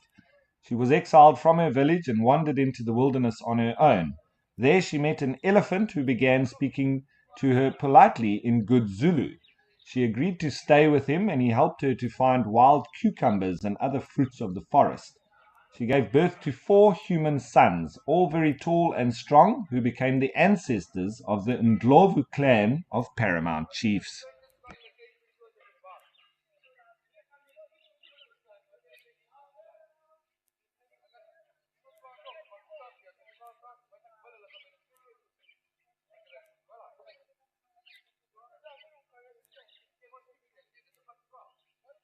I could go on and on and on about all the myths and legends about elephants. I'm not going to put them all out today because I will still have lots and lots of elephant sightings to add some more stories. But I hope you enjoy them. I surely do. And just goes to show that elephants and their legends speak for themselves.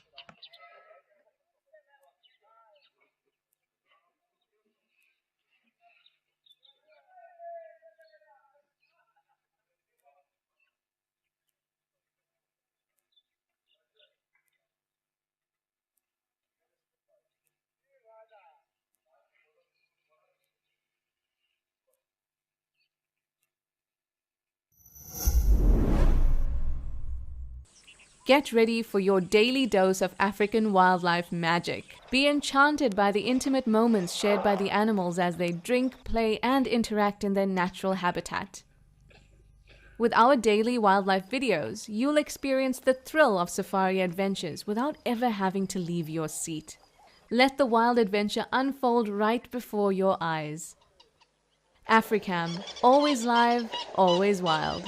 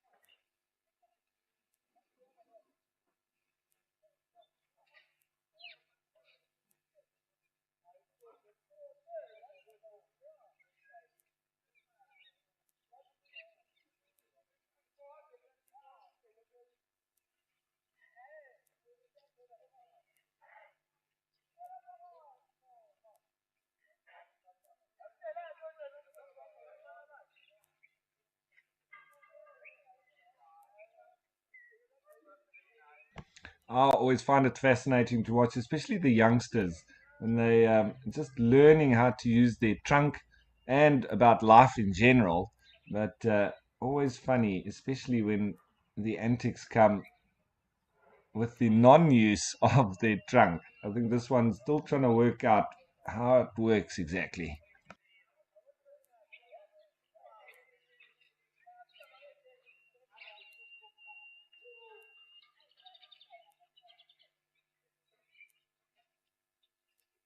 And a little bit of greeting there. He seems to have got that right.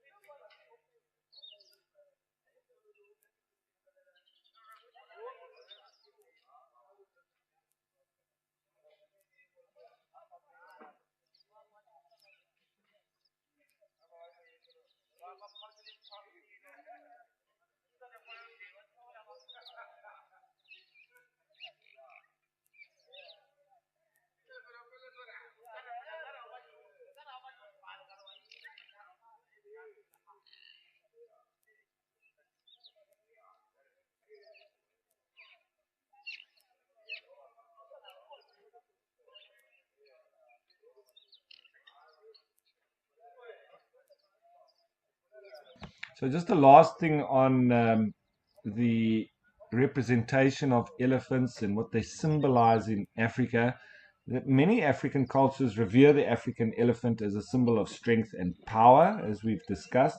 But it's also praised for its size, longevity, stamina, mental faculties, cooperative spirit, and loyalty.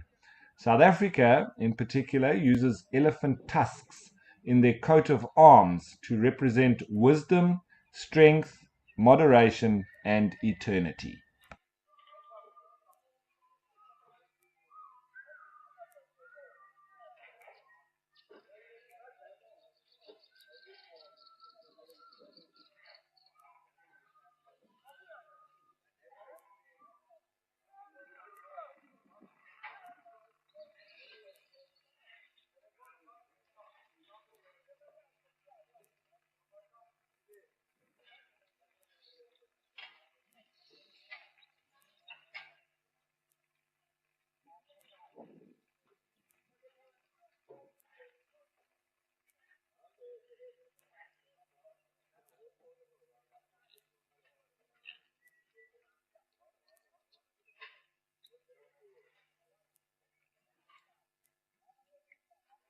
So quite a lot of interactions going on between these different elephants, and this being a young bull here in the foreground, he's of the age that he could start to become a little bit boisterous, and maybe why you see a little bit of backing off of the other individuals. And I'm pretty sure they're also coming into this area to get their supplements in, those mineral salts through geophagia.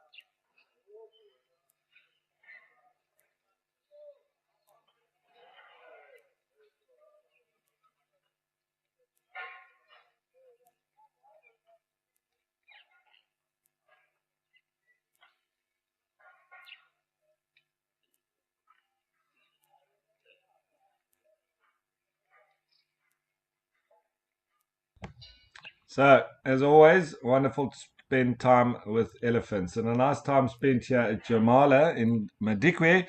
But, well, I think it's time once again to head back to Kenya and Africam Old Donyo.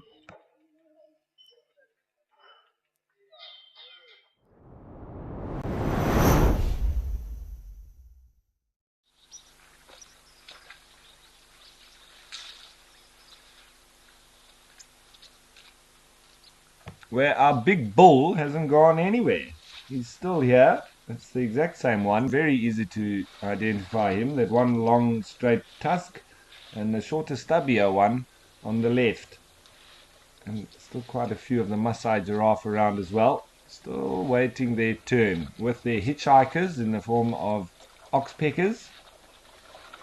Some eland looking on, one just forcing his way in there, and also some of the fringe-eared oryx in the background too.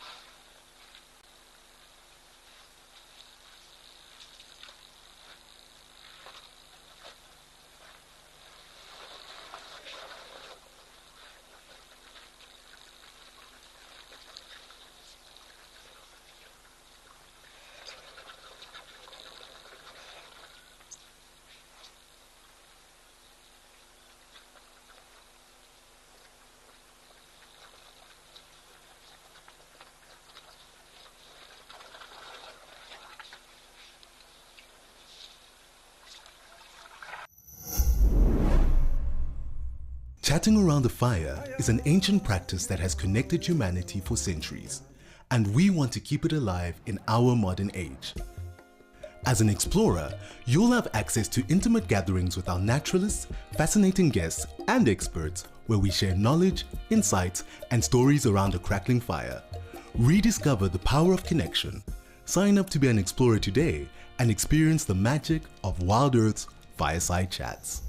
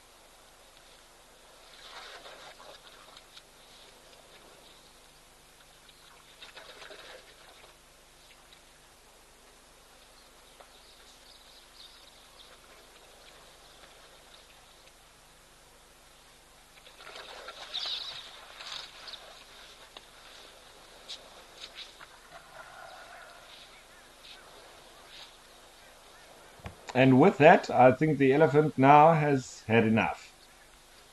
With a bit of a swish of his head, he announced his departure.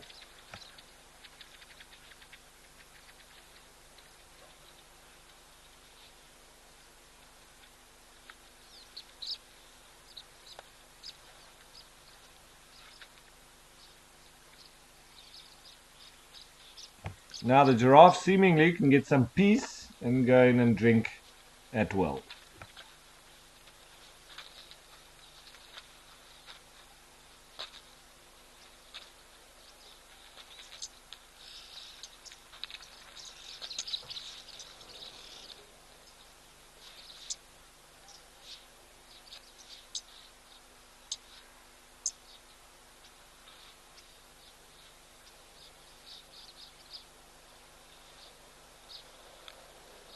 So, for any new viewers who have just joined us, hello and welcome to Live at the Waterhole, where we're currently coming to you live from the old Africam Old Donyo in Kenya. And my name is Ralph Kirsten, and we've had a lovely morning so far. We've been jumping around. We started here. And we've been at the Kamfersdam outside of Kimberley, checking in on the lesser and greater flamingos who are increasing in numbers. And other than that, we've had an absolute elephantastic day. There's been elephants just about all round from Naledi Dam in the Olifants West of the Greater Kruger National Park at King's Camp, which is in the Manyeleti, sandwiched in by the Timbavati and the Greater Kruger as well. We've also had elephants at Djuma in the Sabi Sands, also in the Greater Kruger National Park. So it's been a wonderful day so far, and it continues on with these absolute giants in Kenya.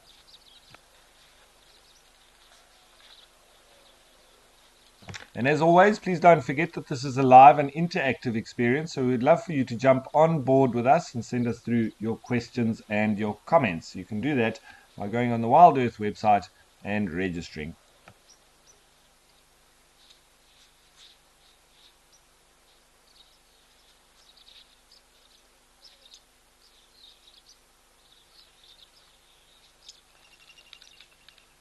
Five giraffe, all almost looking at us, but I think they're looking past the camera. I'm not quite sure. Are they looking at the camera or past it? Maybe there's something just behind where the camera is, or they just realized that they're being watched.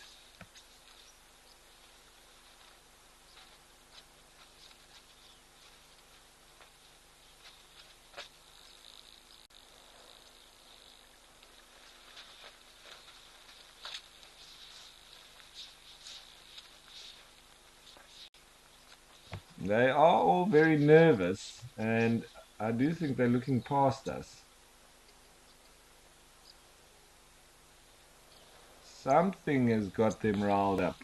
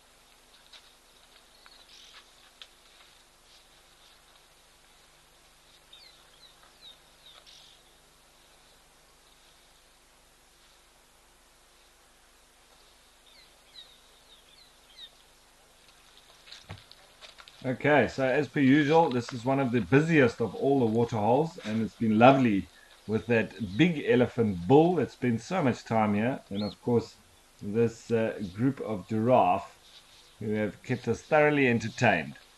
But we need to swap over. We don't want to let any one site hog the show. So I think let's go back to the Madikwe Game Reserve and Jamala.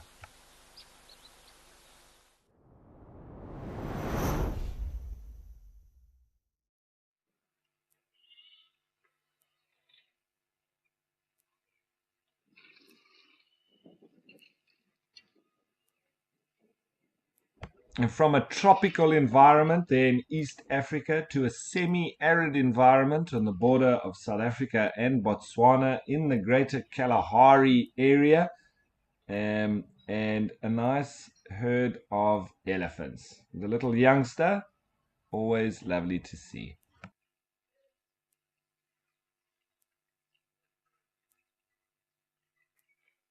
Looks like they're also getting in their supplements there, feeding on the dirt.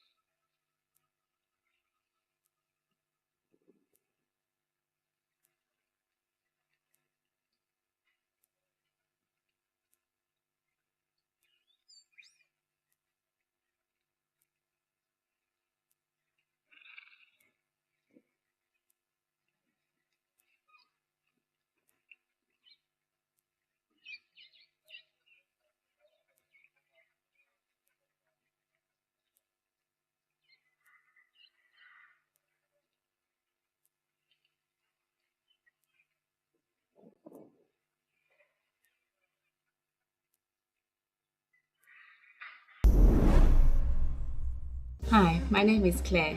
WildEarth has been part of this home for many years as it connects us to the bush and the culture that we love and miss so much. I became an explorer so that other people around the world can get to experience the African bush in this unique way as well. I am beyond excited that I was drawn to win the prize at Amakhala Game Reserve for 3 nights. It is truly a dream come true. Sign up today and you could be the one experiencing it for yourself.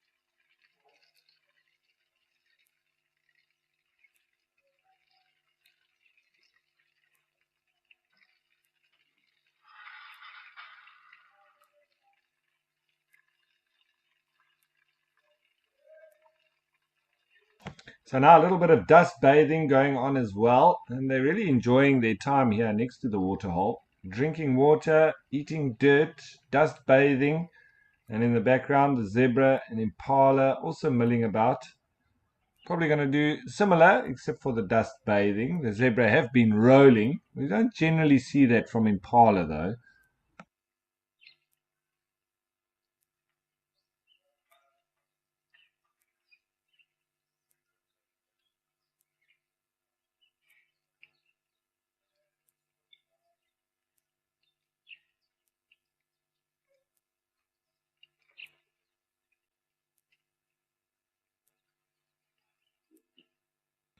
Now, when it gets dry like this and the vegetation quality has dwindled, very often management and the rangers and the wardens, etc., may employ bringing in the likes of salt licks, which generally comprises of calcium carbonate or salt minerals, molasses for sugars, gypsum to help hold it all together, and then they place these blocks.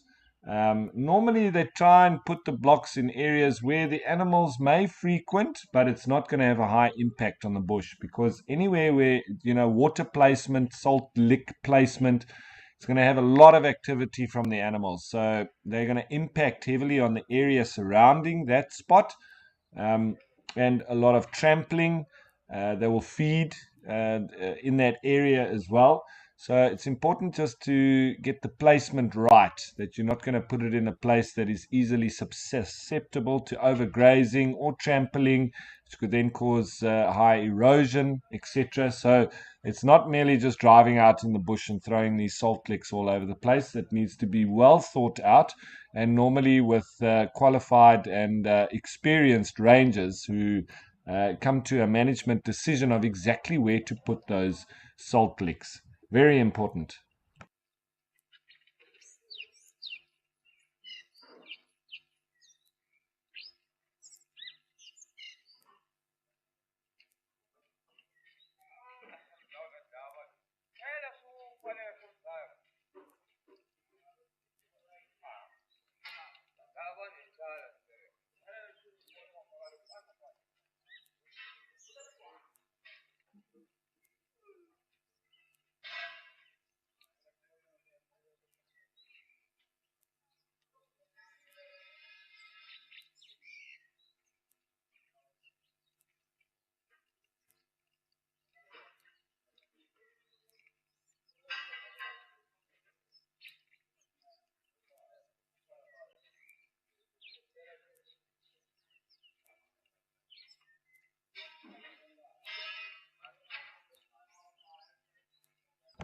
In all the expeditions and trails and treks, etc., that I've done in the past, when I first started out, we didn't have these rehydrate sachets that you can now buy very conveniently at most pharmacies, or even at cafes and shops, etc.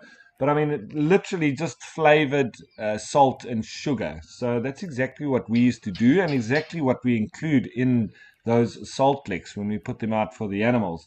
Obviously, we don't put the gypsum in because that's pretty much like eating dirt, but that binds the lick itself. So, but what we would do is just keep it in a liquid form with a pinch of salt and a teaspoon of sugar. Mix that up, drink it down, especially after a hot day. Lots of exercise, lots of sweating, lots of release of moisture as well as mineral salts. And it's important to replace both sugars and salts and water, H2O. So, not just replacing with water, you may still land up with a headache, and you could even go and get further sick as a result of not replacing those salts in particular. But it used to work perfectly fine.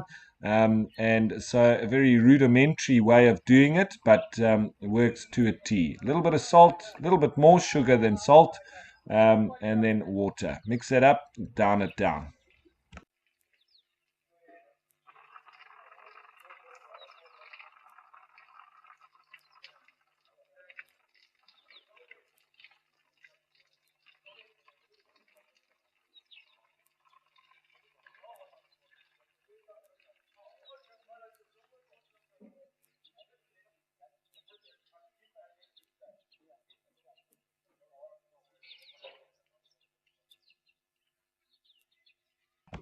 So it looks like the elephants may have moved off, but we still sat with a nice group of zebra and a few impala to keep them company.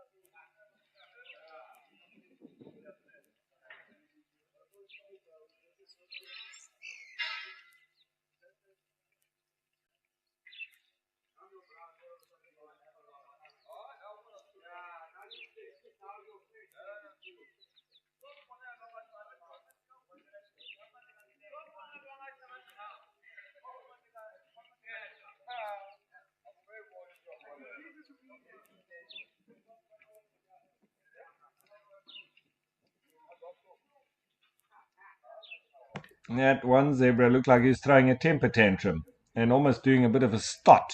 I think he's been hanging around the impala for a bit too long.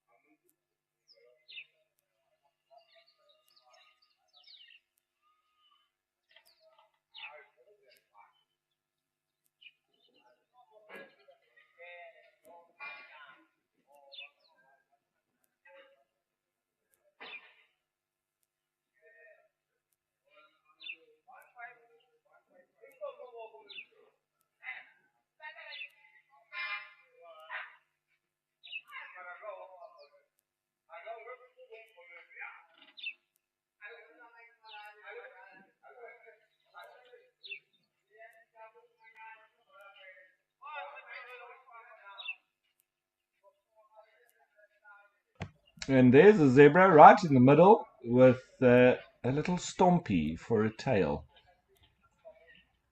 And I can pretty much guarantee that was bitten off by another zebra.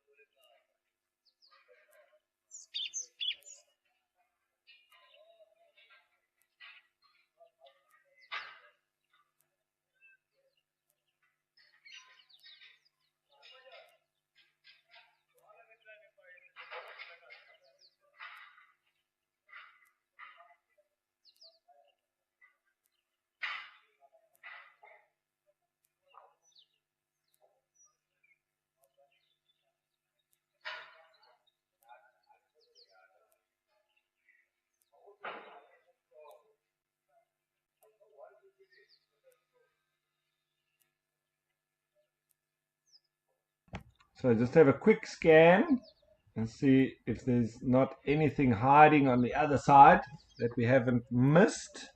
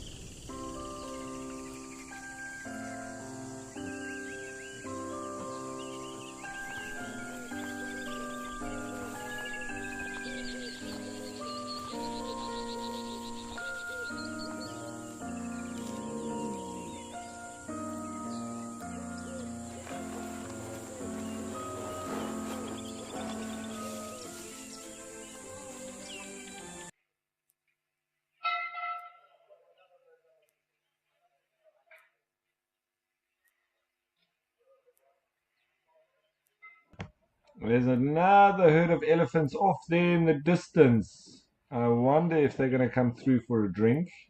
Would be lovely.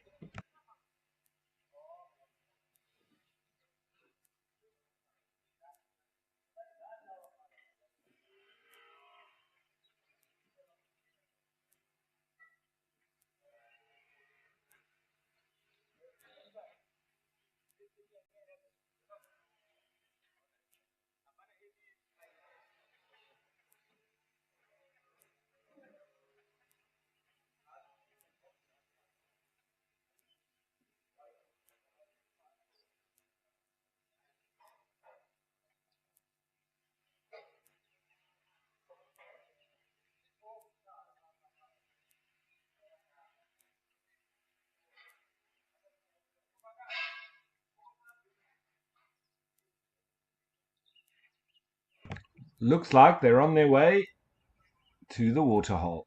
Fabulous.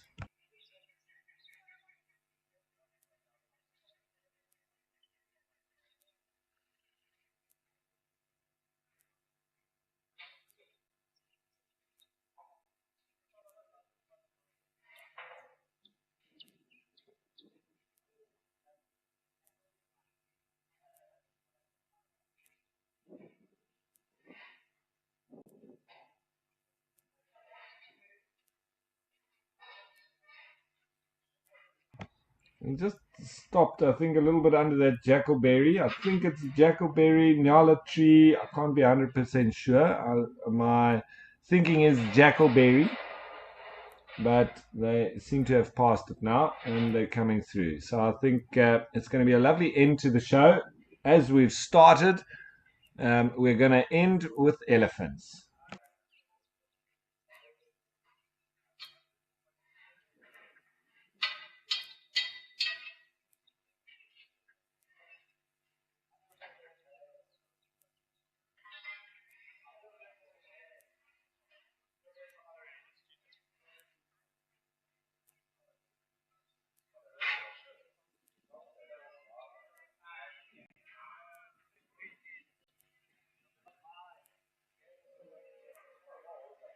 It's interesting that they take that approach where they came from. They were out in the open and then they headed for the thickets to make their entrance from there. I wonder why they didn't just walk down through this open area. Maybe because they got little youngsters, they prefer to stay in the thickets, just giving them a little bit more protection. But I'm not quite sure. That's just my thinking.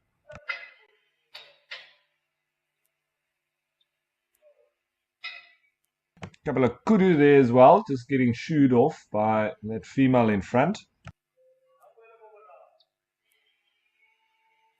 So as we head towards the end of the show with the wonderful arrival of this breeding herd of elephants, don't forget that later on at 2:30 to be exact, there will be the sunset safari, and then tomorrow morning the sunrise safari from 6:30, where the naturalists will be bumbling about, driving about, trying to find as many awesome characters as they can. And well, we'll be back here live at the Waterhole once again from 9:30. It won't be me tomorrow. It will be Amy, and then I'll be back on Thursday. So join us once again. I hope you've enjoyed the show. I have, in particular today, because of all the elephants.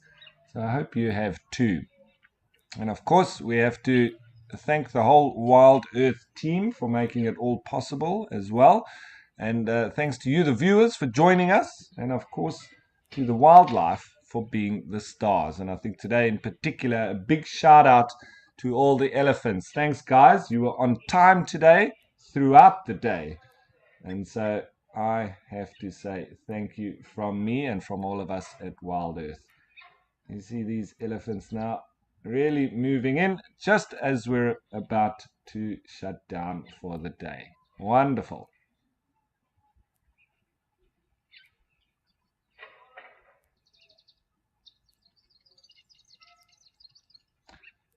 So that is pretty much it. I hope you've all enjoyed the show, as have I. My name is Ralph Kirsten. We'll see you again soon. Bye for now.